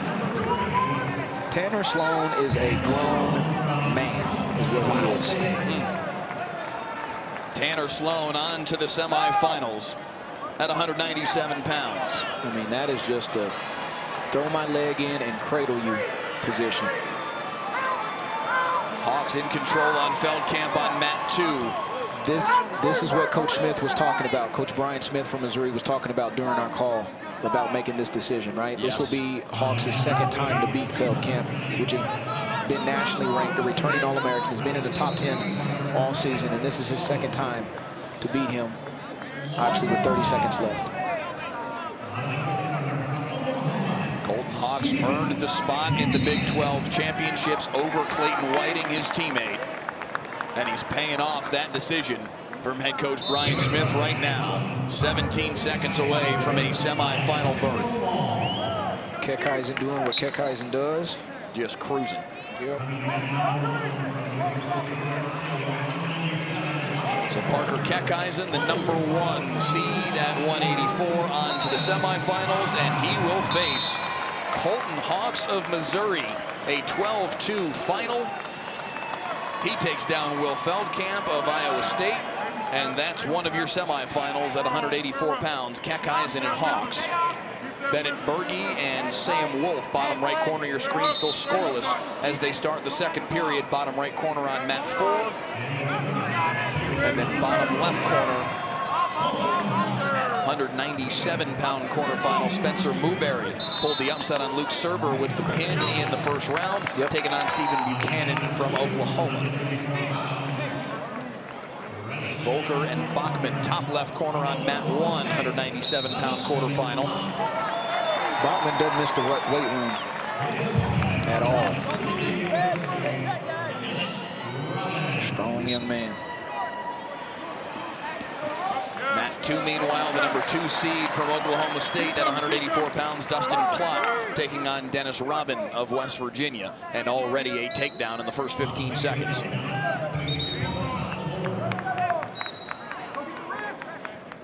Five NCAA pre-allocations for 184 pounds. Semi-final berth puts you in really good shape anyway to make the NCAA tournament. Yeah, it does. You know, now it's all about how can I better my seed if I can. Yeah. Right? How can I better my seed? You know, there's always something wild that happens at whether it's conference tournaments. We've seen that already this morning. And or at NCAAs, right? That first round in some people's brackets that are in these drafts and these pools, that some of that bracket can get blown up. So you know, you got to come ready to wrestle. And everybody at this tournament has a resume. You know what I mean? Like, everybody's good, and everybody's going to give you your best. They're not going to back down from you. Now, sometimes you will just outgrown man some of them, right? We've seen Tanner Sloan just do that here, but that's very few and far between from time to time. Dustin Plott, a pair of takedowns in the first minute on mat 2, a takedown and escape on mat 3, and Buchanan leads Muberry 3-1. Volker and Bachman still scoreless, top left corner on mat 1. And on mat 4, Wolf with a 1-0 lead on Bennett Berge, the freshman. Buchanan was started his college career at Wyoming, was an All-American there. Came to OU last year, red-shirted last year. And obviously is their starting 197-pounder this year, and also he has another year left. Plott really working hard up top over there. Oh, that was nice. That was really nice by Buchanan there. Plott looking for a fall here. A lot of time, too. Good job by Robin to scramble free of it. Good job by Robin to get off his back. Good footwork and movement here by Buchanan from Oklahoma, man. Good lateral movement, side to side, fake, snap, jab, step, move, bop, bop, bop, bop. Go secure that shot. Pair of first period takedowns for Buchanan and a 6-1 advantage on Spencer Muberry. We got with another first period takedown and a 10-1 advantage. Wolf down here looking for a takedown against Berge. He secures it, makes the score 4-0 now for Wolf from Air Force Academy. Bennett Berge, the redshirt freshman, has had a fantastic season, but in some trouble with 1 minute and 5 seconds left in that one. Man. Matt 4 does it again. Goodness gracious. Ladies and gentlemen, we just want to thank you guys and gals for joining us this afternoon. After this session, there'll be a little break to my knowledge, and then we'll get back to it. But at 5 o'clock. Yep, we appreciate you guys and gals listening to us over these over the stream and over these airways, man. Hope we're doing a good job for you. And yeah, this is fun. 49 seconds left there on Mat 4 for Bennett Berge to do something about it. And that sequence was big, Mike. Right? Obviously, Berge's the 3 seed. You mentioned it. He's had a great year. Wolf's a veteran, right? So now the goal right here is, hey, I want to finish this on top. I don't even want to give this guy a chance to get to his feet and take me down and tie it up. Okay. And he does. So now we got 30 seconds here. 30 seconds even to work with for Bennett Berge to get a takedown and even this thing up. Riding time not a factor on Mat 4. And he's doing what he needs to do, right? He's got to stay to the edge. He's got to be smart. Berge's got some good attacks. But Wolf is doing a really good job here, bleeding this clock. Sam Wolf lost to Bennett Berge on January 26th by a major decision, 8-0. And yet, in the quarterfinals, knocks off the redshirt freshman. Yep. Sam Wolf on to the semifinals for Air Force. Wow, wow, wow.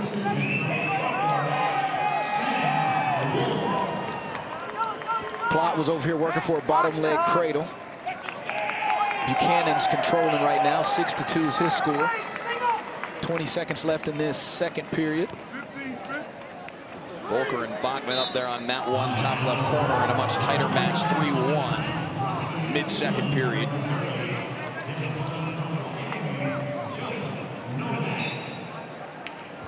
And also, we talked about the 165-pound weight class here. There's a lot of weight classes we can talk about, but this heavyweight division here as well is pretty salty too, with Hendrickson from Air Force, your 1 seed, Bastida, your 2 seed, You've got 4 of the top 10 ranked wrestlers in the country, 6 of the top 15 in the heavyweight classification. It is loaded. You know, and next year, right, you guys, we see Cal Baptist here. Next year, Arizona State will be a part of the Big 12 Conference. Yeah. So that's going to be fun and exciting.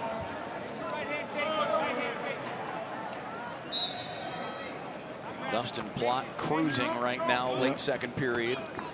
Buchanan in control on Newberry, and another takedown, as I say it, to take a 10-2 advantage. Goes right to that tilt. Good chain wrestling, right? As soon as he gets the takedown, catches Newberry's wrist and just gets that, rolls right through, right? Extending that lead. 7-2, now should be 11-2, or you got 3 swipes, 10-2. It was the takedown and then the 4 swipes, 14-2. They were 14-2, late on bam, adding bam, the bam. takedown, yeah. You got Elam and Volker over here on Mat 4.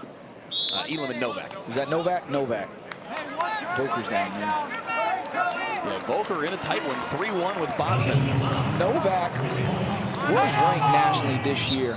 Obviously, I know Elam's kind of been banged up a little bit, but he's out there at this conference title. Buchanan get another takedown and a tech fall. Tech fall for Plott. The fall for Buchanan.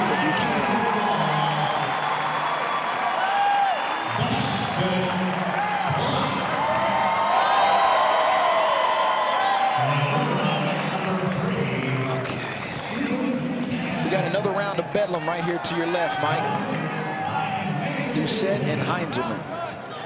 I can give you the rundown on this one. So in the first one, Bedlam, Doucette won.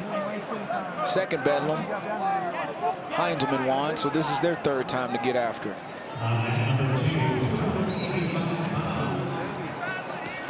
Volker and Bachman, 50 seconds in the 3rd period. Top left corner of your screen on Mat 1. Bachman's got to get a takedown and make something happen here. Riding time not a factor, 16 seconds in favor of Bachman. So that matters not. This is, can Bachman get a takedown or not? Yep, that's it. 40 seconds left. Hey, nobody stop him. A couple of 285-pound matches getting underway. Heinzelman and Doucette, the one you were talking about on Mat 2, a Bedlam matchup. And Rocky Elam back on the mat at 285, taking on Chase Trussell, who got the sudden victory upset on Tyrell Gordon in the first round. Yep.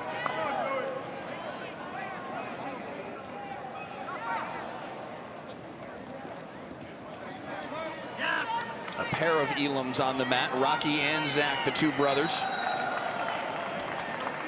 Zach at 285, bottom left corner. Rocky at 197, bottom right corner. Both in the first period and scoreless. Volker hangs on for the 4-1 win on mat 1. So Wyatt Volker will take on Tanner Sloan in the semifinals. One spot left to decide at 197 between Rocky Elam and Joey Novak of Wyoming. 0-0 going into that second period. They had a couple of scrambles going on over there, but no points on the board just yet. Semis at 184, Set, Keckeisen and Hawks, Wolf and Plott. And there's another grown man down there to your left, Wyatt Hendrickson. The number 2 ranked heavyweight in the country, 18-0 on the year. Pinning machine. Look, cradle, locks it up. We're 15 seconds into the match. Yeah, I mean, he's just right to work. He is a pinner. He's going to have to try to get his hips on top there. Yeah. Wyatt Hendrickson for a third time, rolling him over. Good fight from Rasmussen to try and stay alive here. Yeah. Still not quite done. Hendrickson in complete control, but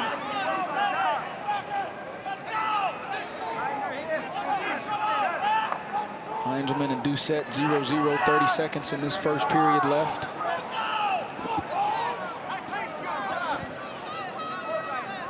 Both Elams on top. 0-0 for Rocky. Zach's got a 3-0 lead. Hendrickson getting closer. Yeah, he's working. Give Rasmussen credit. He's fighting, not letting man. it I tell you happen. what.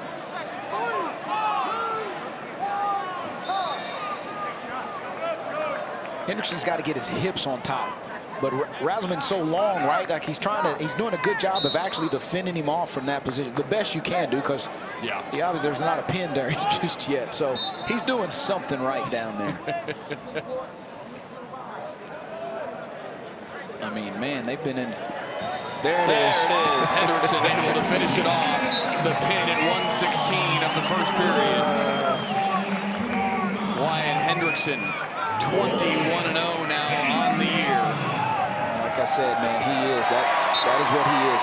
He's a pinner. He goes and looks for those falls, man. Does a good job at it. Second period winding down on mat 4, bottom right corner, still scoreless. Novak and Elam.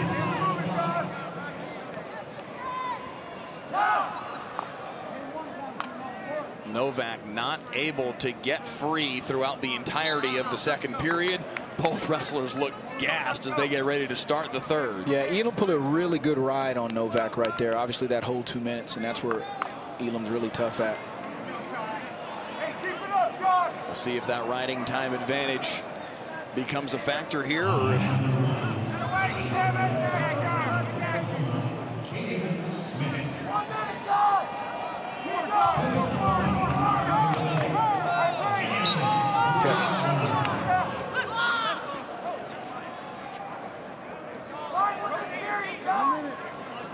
so it's Elam on bottom trying to get loose. Racked up that 2 minutes of riding time in the third period. This is mat 4, bottom right corner. Oh. Elam with the escape and a 1-0 lead that feels more like 2-0 right now with the riding time where it is. Yep.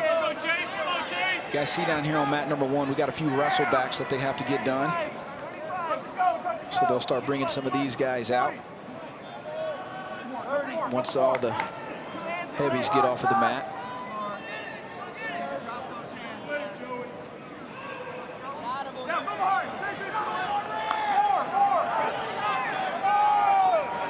Wrestled back at 141, Smith and Drexler. What the question? Oh, well, listen, number 4, wouldn't you know it? 4, the clock on mat 4 is acting up again. Mat 4 has a mind of its own. I don't care if it's the wrestling mat or the clock, right? It's just got a mind of its own. And it started off that way with Griffin and Certain, in all due respect. Let's blame them. Let's do that. We'll blame them. That seems to work. That work? Good. Start of the third period on mat 3. 2 minutes on the clock. Elam with a 3-0 lead on Trussell. Elam looking to continue on to the semifinals once again. Third at the Big 12 championships a year ago. In Heinzelman and Doucette's match, right, you see it's 1-0. This is where Doucette's been better than Heinzelman in the top position. Obviously, Heinzelman has had a chance to escape and hitting a little roll there and probably looking for a little reversal. So we're about to see what happens here. Nope, Doucette's still in control, though. Wow, what a job by Doucette to circle back around. That was good. That was good. Nice little forward roll by Heinzelman. Doucette was able to counter that. Elam is now up. Little brother Elam, Rocky Elam, is now up 4-0 down there on mat 4. So Elam with the escape and now the takedown on mat 4 to establish a bit of control in the 197-pound quarterfinal. Meanwhile, his brother also leading 4-0. All right, I'm gonna point this out real quick. Both Elams 4-0, and they're 2 seconds apart as far as time on the clock. I just had to point that out. On mats 3 and 4, both of them ready to move on to the semifinals. Rocky and them just went out of bounds, but just for a brief moment, right? They were right there with each other. So I'm gonna keep that there. It's not going to be separated by much time. It won't be if they can both hang on. I don't know. You sit in here long enough, start watching these matches, man, you just pick stuff out. Zach Elam at 285, 25 seconds away from a semifinal berth.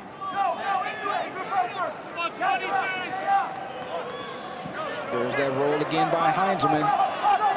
He's in control here to possibly get a reversal on Doucette. And he does. No signal yet. Oh, one escape. 1-1. 1-1.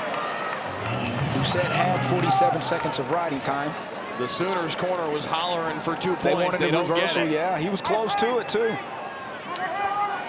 So at 285, Zach Elam on to the semifinals, a 5-0 win over Chase Trussell, and just moments later, his brother moving on as well. 5-1 the final at 197 pounds, and the Elam brothers semifinalists. We'll see them both later on today in session number 2. Those guys have been a staple in that Missouri program for a long time.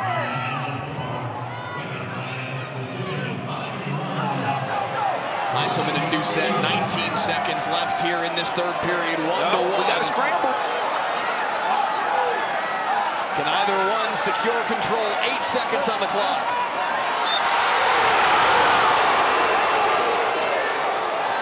No signal. No signal. Time expires and they will go to sudden victory. Oh my goodness. Connor Doucette and Josh Heinzelman.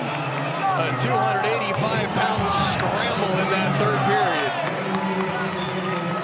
Sudden victory to go to the semis. Doucette won 2-1 back on December the 10th in tiebreaker 1.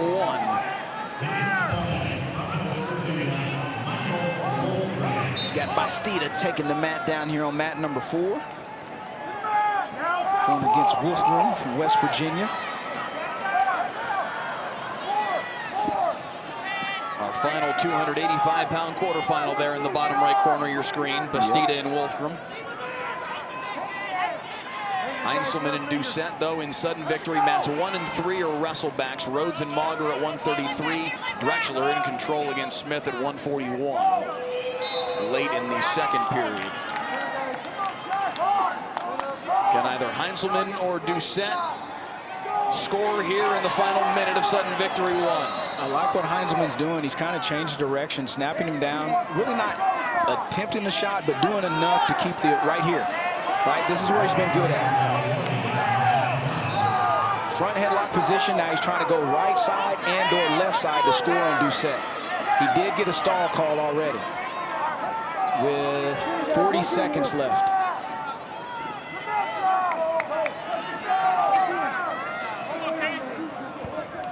Oh, good fake right there by Bastida. Man, that was nice. Bastida with an early 3-0 lead with the takedown. Minute 10 seconds into that one. Meanwhile, 22 seconds. A leg here for Heinzelman. That's it. 15 right seconds. Yep. And there it is.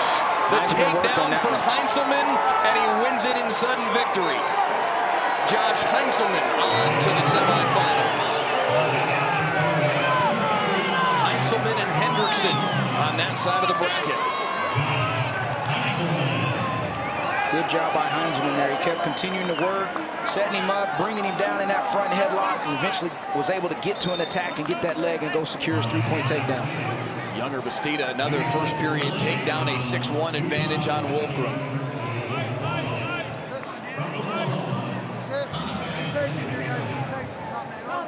Bastida is that guy puts up points, man.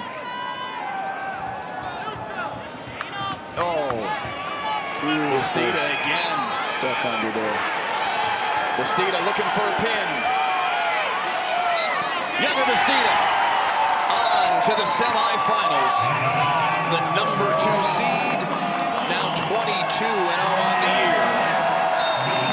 And your semifinals at 285, Wyatt Hendrickson, the number 1 seed. Josh Heinzelman, the number 4 seed. Younger Bastida, the 2 seed. Zach Elam, the 3 seed. Chalk at 285 as we give you one more look at the pin from Bastida.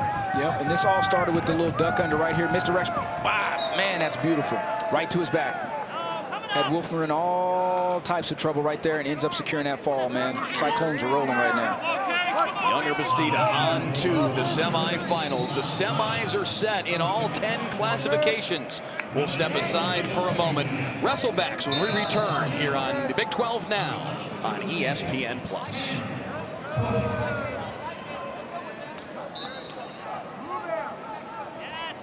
Bastida goes and puts points on the board, man.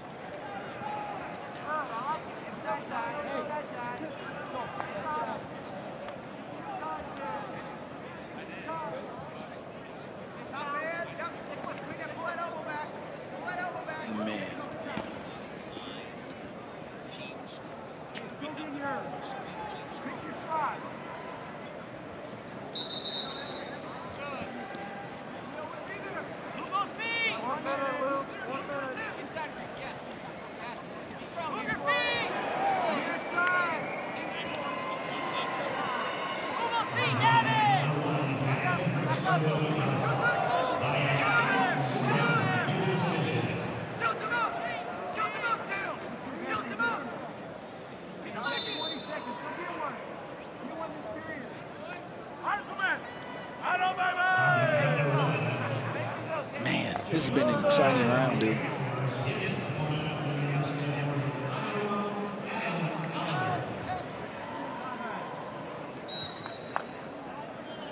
Move him! Don't sit! Short time. Nothing here! Nothing, David! Where are your hands? Score this! Got neutral. Pick it up! No control here.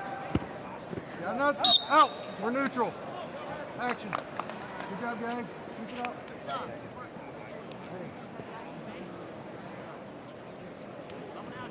What did you say?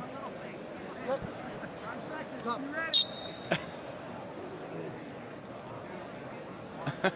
No, I asked him. Your son? Yeah. Down. Bring down. Wait, right. Set. Top man on. But he was like, he's not going to eat two and a half pieces of whole pizza, is he?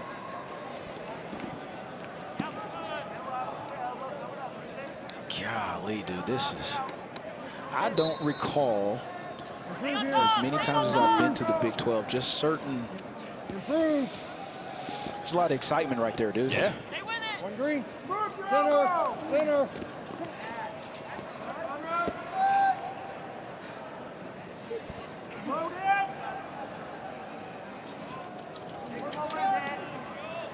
cellmate. Let's go up. We welcome you back to the BOK Center in Tulsa, Oklahoma. Mike Leslie, Hardell Moore, the two-time Big 12 champ, two-time All-American, sitting to my right as we continue along with wrestlebacks here in session number 1. Top left corner of your screen, Allard and Furnow at 149 pounds. Hendrickson and Little at 125 on mat 2. Top right corner, Case Mauger with a 4-2 lead on Davin Rhodes. Bottom left corner of your screen at 133. And it looks like we've got an injury stoppage on mat 4 with Cook and De La Pena. Yeah, I didn't see what happened. Obviously, Cook's got a 7-5 lead right now in the first period. I think they're going to take his ankle band off. I see the frustration on his face. Yeah, it's tough, man. Yeah, that is tough.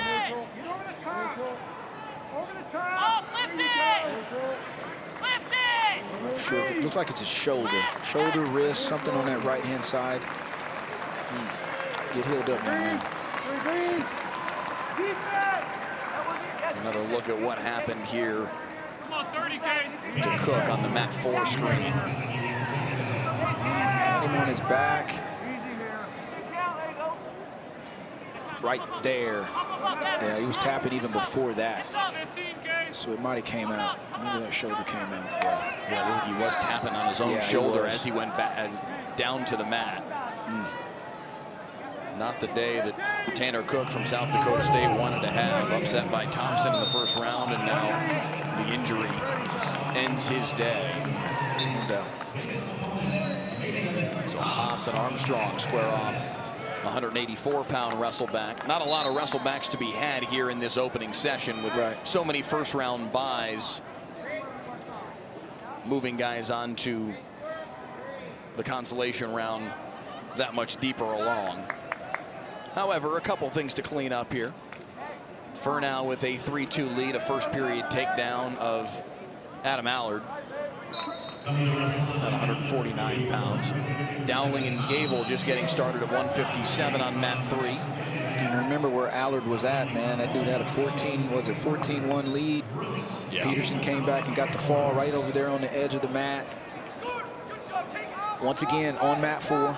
You guys are going to hear us say that because a lot of action took place over there. God, it's just nuts. One of the most shocking results of the day because Allard was in complete control. Complete control. You know, and maybe, you know what, take that back. Maybe we should blame Allard and Peterson because they wrestled before Griffin and Surtain on that match. We just saw the team standings roll through. Iowa State still out in front, 71 team points to this point in the Big 12 championships. You see your Now Next tab on the bottom of the screen as we round out session number 1. Still a few more left to wrap up. We will be back here on the Big 12 Now on ESPN Plus at 5 o'clock this evening for session number 2. Semifinal matches, consolation quarterfinal matches. Session 3 tomorrow morning, consolation semifinals and 7th place matches here on ESPN Plus starting at noon. And then the 10 finals on ESPN2 at 7:30 tomorrow night. Mike Cousins, Rock Harrison, Quinn Kasanek will bring you that action. And the Cyclones had a great 2 rounds here. A lot of falls, some majors, you know, and that's the key now, you know. Also in these team races is how these young men do on the backside, right? Because if you're trying to win a team championship, it's just not about what you're doing on the front side. Sometimes what you do on the backside is almost more important, right? Because you gotta have those guys battle through. And trust me, every team that's in the running for this Big 12 title is they're going to preach that to these kids, right? During this little downtime that they got, hey, you gotta pick your dauber up and get back to work because it don't get any easier. For now, working on some back points on Adam Allard. Couple swipes and 4 more points on the board. He's holding 4. Now still has the hold, so that's why the official has not awarded those 4 points yet. Once he lets go of everything, right now.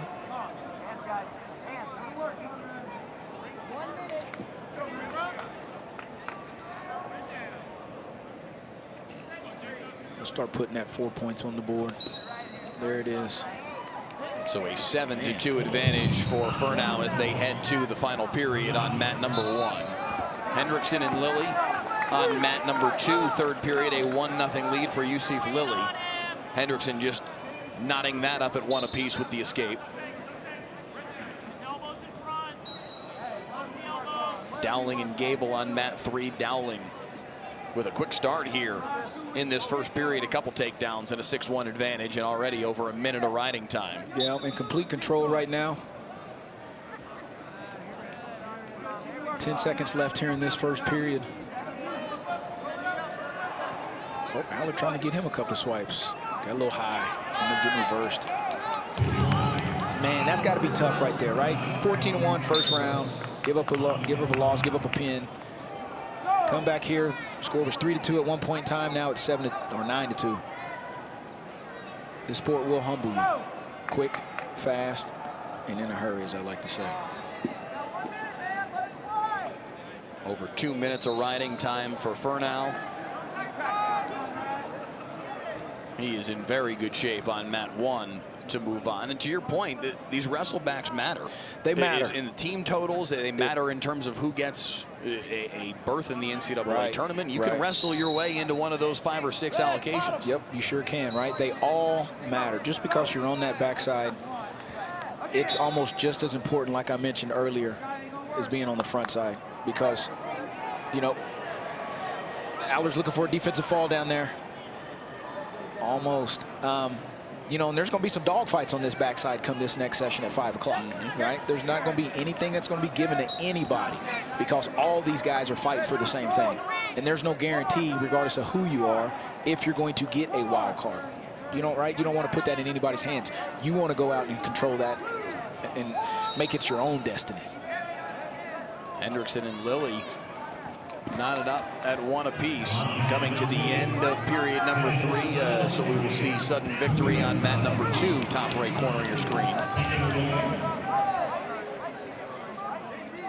Dowling in control in the second period on mat number 3. Furnow 15 seconds away from a decisive win on mat number 1. He really has controlled that match down there. Got those swipes and just kind of widened the gap, man. Put him in the driver's seat for sure. So Furnow moving on at 149 pounds on the backside of the bracket. Hendrickson and Lilly, sudden victory, top right corner of your screen on mat number 2.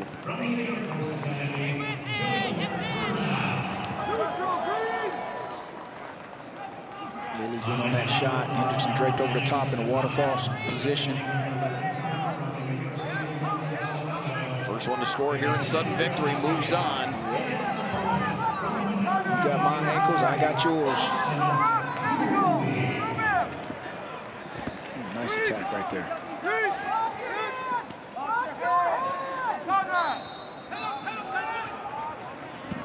Oh. 1 minute left in sudden victory. Got Haas and Armstrong on the mat. Was that 1-1, 1:11 left down there in the third period. Riding time's not a factor.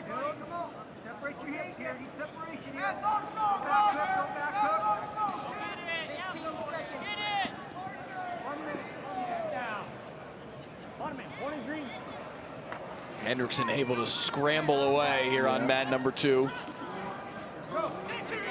30 seconds left.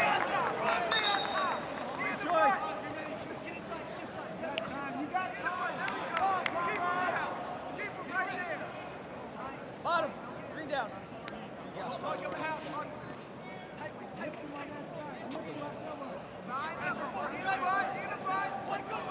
And on an ankle is Hendrickson, but Lilly able to answer right back. Short time. 5 seconds. Oh, man. And there's the takedown for Lilly with 1 second. 1 second left. And UCF Lilly moving on. Yep. At 125 pounds on the backside of the bracket, he takes down Hendrickson. 1 second left on that clock right there. You talked about it earlier today. Late in periods, late in matches, being able to make something happen. It's what can tilt the balance from a team perspective. It's what can make the decisive. It's what can make the decision as far as who's going to go to the NCAA tournament. There's a lot of things that can happen in those waning seconds when you're gassed to the max, and yet there's still so much on the line. Exactly, and that's what makes you know, these conference tournaments so big. Every situation is important. Let's go. Need one more. You know, and don't take anything for granted. Like we've been talking about. You got to earn everything. Nobody's going to give you anything. You got to go earn it. So Lily will wrestle tonight as part of session number 2.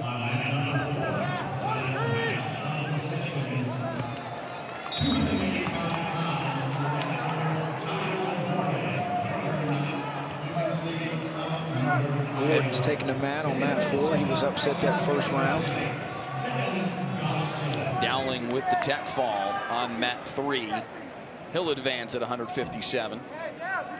Achardi and Rix McElhenney just getting started on mat number 2, top right corner of your screen. Cooley and Vasquez.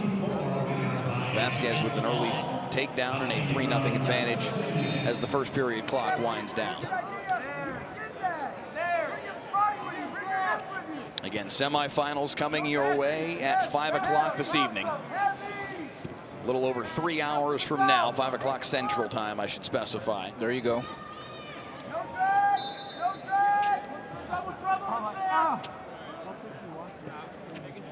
Consolation semis and 7th place matches tomorrow at noon Central, 7:30 Central tomorrow night on ESPN2. Your 10 championship bouts. A lot of wrestling left, ladies and gentlemen. A lot of wrestling left. A lot of points to be scored. Iowa State, Oklahoma State, Mizzou. The order atop the team standings right now.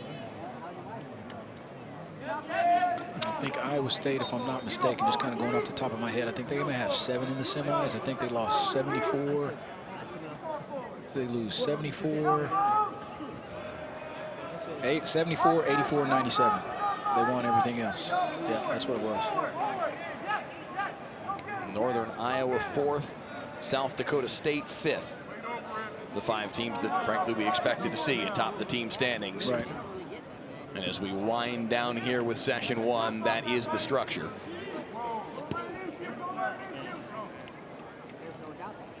Wrapped up on mat 3. Yep, got some of the mats that are done. The officials are done on that mat. Table workers, timekeepers.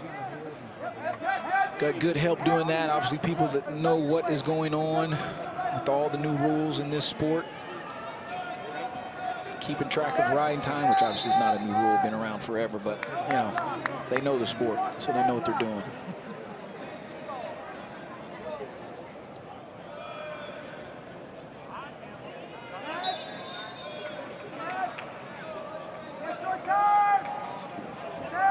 Just past the midway point on mat number 1. Vasquez with that 3-0 lead on Cooley. Wrestlebacks at 197 pounds. Semifinals are set in all 10 classifications. 3-point takedown here on mat number 2 for Achardi right at the end of that first period. Man, 0-0 right there makes it 3-0. That's huge. That short time, man, like I said, it changes the whole dynamic of a match.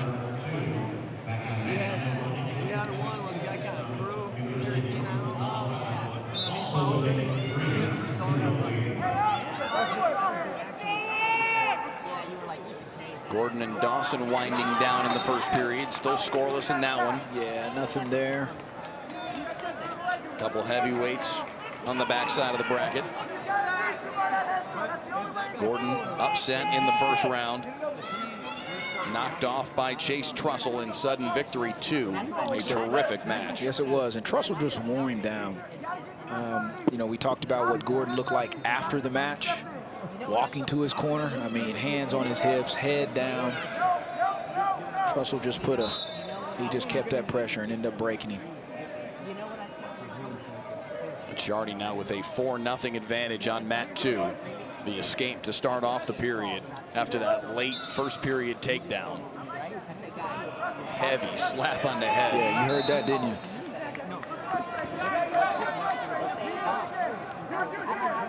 Good little sequence going on. Attack, re-attack, attack, re-attack by both of these guys over here on mat 2. Acciardi and Rex McElhenney from the University of Colorado, of Northern Colorado, excuse me.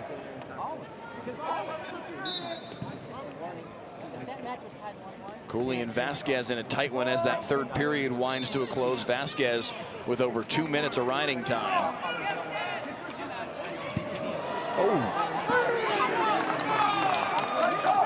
A 3-point takedown and a 7-0 lead for Max Acciardi. Beg your pardon, Peter Acciardi, his brother. Got you.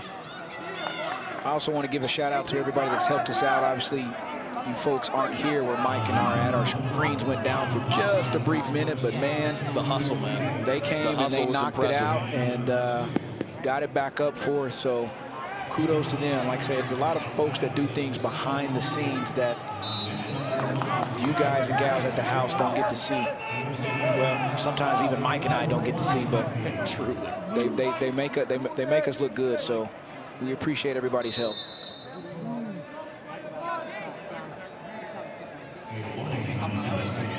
Two-1 the lead for Dawson. Yep. Midway through the second period on mat 4. I was just getting ready to say that. Still a minute left in this second period. Start of the third on mat 2. Rex McElhenney with some work to do.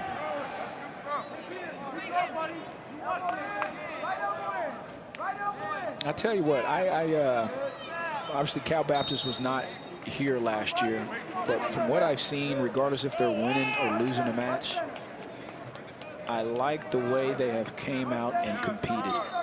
You know, obviously talking about Eli Griffin with the first upset of the tournament, then almost another huge upset down here on mat 4. The 33-pounder came out early and took Frost down and was wrestling with him before he kind of got caught up in some different things. They're leading right now 7-2 right here on mat number 2.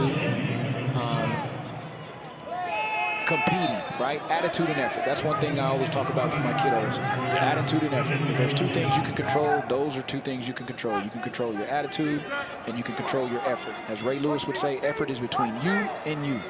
And you know, that's what these coaches are wanting these guys to do. Go out here and show that effort. Go fight regardless of what that score is. And I really like the fight that I've seen from Cal Baptist so far this first session. Vasquez with the riding time point already secured on mat 1.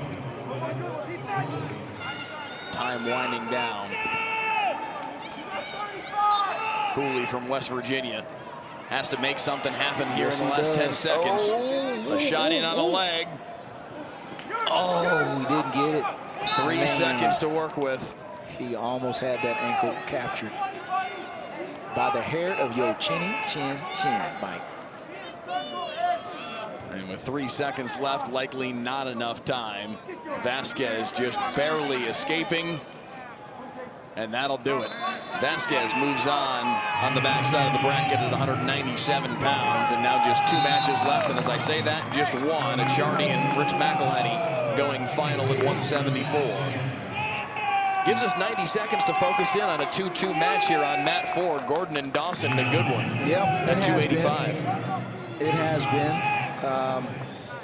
I got a feeling this is going to go overtime. This will be Gordon's second overtime match.